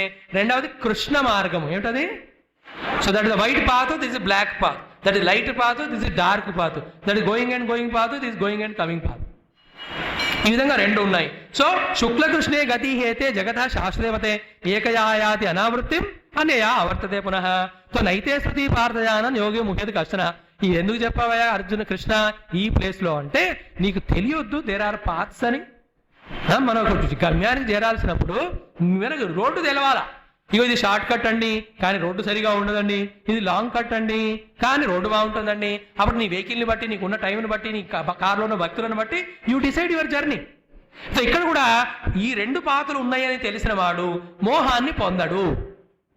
ఎందుకు మోహాన్ని పొందడు? ఇంకా డెఫినెట్లీ అతని యొక్క జీవితం మెల్లిమెల్లిగా స్టార్ట్ చేయకుండా సాధన కనీసం సంకల్పం వస్తుంది, నేను కూడా సాధకుణ్ణి అవ్వాలి అని. వచ్చిందా లేదా ఎవరికైనా సంకల్పం? వచ్చిన వాళ్ళు చేయొద్దండి. సగం మంది కూడా ఎత్తట్లా. చెయ్యి అంత బరువుందేంటి, నా చెయ్యి కూడా నువ్వు ఎత్తు అంటున్నారు పక్కవాడు. Even the thought let me go in the Shukla Marga, not Krishna Marga, not a path of darkness and ignorance, path of light and wisdom. ఇలా చెప్తూ నైతే శృతి తస్మాత్ 27వ శ్లోకం లాస్ట్ లైన్ సర్వేషు కాలేషు యోగయుక్తో భవార్జున. తో కంటిన్యూస్ గా మరి ఇక్కడ చెప్పిన యోగం ఏమిటి? పరమాత్మని 7 రకాలుగా తెలుసుకొనుట అనే యోగము. అలా అక్షరం బ్రహ్మ పరమ, అదిలా కవిం పురాణం అనుశాసితారం అనే ధ్యానం ద్వారా. ఈ యొక్క పరమాత్మను తెలుసుకొనుట అనే యోగం అక్షర బ్రహ్మ రూపంలో దాని మహిమను చివరి శ్లోకంలో చెప్తున్నాడు చూడండి. వేదేషు యజ్ఞేషు తపస్సు చైవ దానేషు యత్ పుణ్యఫలం ప్రదిష్టం అత్యేతి తత్ సర్వమిదం విదిత్వా యోగీ పరం స్థానముపైతి చాద్యం. కొందరు వేదాలు బాగా చదువుకొని వల్లిస్తుంటారు. సామవేదం పారాయణం, యుగ్వేదము చాలా కష్టం. అవన్నీ స్వరాలు తెలవాలి, ప్లుతాలు తెలవాలి, అన్ని తెలవాలి, ఉదాత్త అనుదాత్తాలు తెలియాలి. లేకపోతే స్వరదోషంతో పాపాలు వస్తాయి. గొప్పవాళ్లే వేద పఠనమే ఎంతో పుణ్యాన్ని ఇస్తుంది. అలాగే మహాయజ్ఞాలు కొందరు చేస్తున్నారు. గోరక్ష చాలా చాలా గొప్ప పుణ్యం. కొందరు తపస్సులు చేస్తున్నారు తమ జీవితాన్ని మొత్తము సమాజ సేవకి, కళ్యాణానికి. అవన్నీ పుణ్యకర్మలే. వాటి ఫలితం మహాద్భుతంగా ఉంటుంది, అందులో ఎట్టి డౌట్ లేదు. కానీ వేదములలో వచ్చే ఫలితము, యజ్ఞాలతో వచ్చే ఫలితము, తపస్సుతో వచ్చే ఫలితం, దానేషు ఎంతో దానాలు చేసే వాళ్ళ ఫలితము, నేను యత్ పుణ్యఫలం ప్రదిష్టం అత్యేతి సర్వమిదం విదిత్వా యోగి పరం స్థానం. ఎవడైతే ఈ చెప్పిన మార్గంలో, కృష్ణ మార్గంలో వెళుతూ కాదు, శుక్ల మార్గంలో వెళుతూ గాని ఆరు సద్యోముక్తి ద్వారా గాని పరమాత్మను తెలుసుకుంటాడో అతనికి వచ్చే ఆనందము, ముక్తి వీటన్నిటినీ అత్యేతి దాటి ఉంటుంది అని ఎవరు చెప్తున్నారు ఇక్కడ? కృష్ణుడే. ఏ కృష్ణుడైతే మోక్ష మార్గాన్ని ఇచ్చాడో, ఏ కృష్ణుడైతే యజ్ఞయాగాదులు, వేదాలు, దానాలు అనే పుణ్య మార్గాలు ఇచ్చాడో, ఏ కృష్ణుడైతే సాధన చేసిన వాళ్ళకి ముక్తి ఇస్తాడో, ఏ కృష్ణుడైతే పుణ్యం చేసిన వాళ్ళకి సుఖాలు ఇస్తాడో ఆయన్నే చెప్తున్నాడు. Therefore, there should not be any emotion or confusion. There should be only clarity of the vision. చక్కగా అర్థం చేసుకొని దేనికి మన సమయాన్ని వెచ్చిద్దాము. అండ్ ఒక లాస్ట్ థాట్ కిటుకు చెప్పి మనం ఆపేద్దాము. ఇప్పుడు కూడా మనకి ఇంత విన్నాక కూడా మోక్ష మార్గంలో ప్రయాణించాలి అనేటువంటి కోరిక దృఢం అవ్వట్లేదు అంటే అర్థం ఏమిటి? ఇంకా మనం ఎన్నో పుణ్య సత్కర్మలు చేయవలసినది ఉన్నది. కనుక ధ్యానంతో పరమాత్మను పొందే ప్రయత్నం చేయకుండా కనీసం చేస్తున్న పుణ్యకర్మలు మాత్రం వదలొద్దు, లేకపోతే ఏది లేకుండా పోతాం. So better evolve. If you don't evolve, at least don't devolve. ఉత్తరేదాత్మనాత్మానం ఆర్ నా ఆత్మానం అవసాదే. Either evolve or don't allow you yourself to fall అని చెప్పి వేదేషు యజ్ఞేషు తపస్సు జైవ దానేషు పుణ్యబలం ప్రతిష్టం అత్యేతి తత్ సర్వమిదం విదిత్వా యోగి పరం ఉపైతి స్థానం చ ఆద్యం. ఆది స్థానమై నా స్థానంను వాడు తప్పకుండా చేరుతాడని చెప్పి ఈ విధంగా అక్షర బ్రహ్మ తత్వమును ధ్యానము ద్వారా అనుభవం తెలుసుకుంటా అనే యోగ మార్గము ద్వారా పరమాత్మను పొందడము ఈ చాప్టర్లో చెప్పడం జరిగింది. సో ఇందులో పురుషస్స పరపార్థ భక్త్యాలభ్యస్తననీయ, ఇది ఇంపార్టెంట్ శ్లోకం. అలాగే అభ్యాస యోగయుక్తేన చేతసా నాణ్యగామిన, అది ఇంపార్టెంట్ శ్లోకం. అలాగే తస్మాత్ సర్వేషు కాలేషు మామనుస్మర యుద్ధచ ఇంపార్టెంటే. అలాగే ఓమితి ఏకాక్షరం బ్రహ్మ వ్యాహరన్ మామనుస్మరన్ య ప్రయాతి త్యజందేహన్, అది కూడా ఇంపార్టెంటే. అలా 7-8 పవర్ఫుల్ శ్లోకాసు రోజు చదువుతూ మనం ఇన్స్పైర్ చేసేవి ఇందులో ఉన్నాయి. మనకు వీలైనంతగా కొంచెం చెప్పుకున్నాము. ఏ భగవద్గురు శాస్త్ర అనుగ్రహంతో ఇక్కడ దాకా వచ్చామో వారి అనుగ్రహంతోనే మెల్లిమెల్లిగా అడుగులు ముందుకు వేస్తూ ఈ జన్మలోనే వీలైతే తత్వానుభవం మనం అందరం పొందేలా అనుగ్రహించమని పరమాత్మను ప్రార్థిస్తూ ఈరోజు ఇదంతా ఆయన పాదాలపైనే ఉంచుదాం.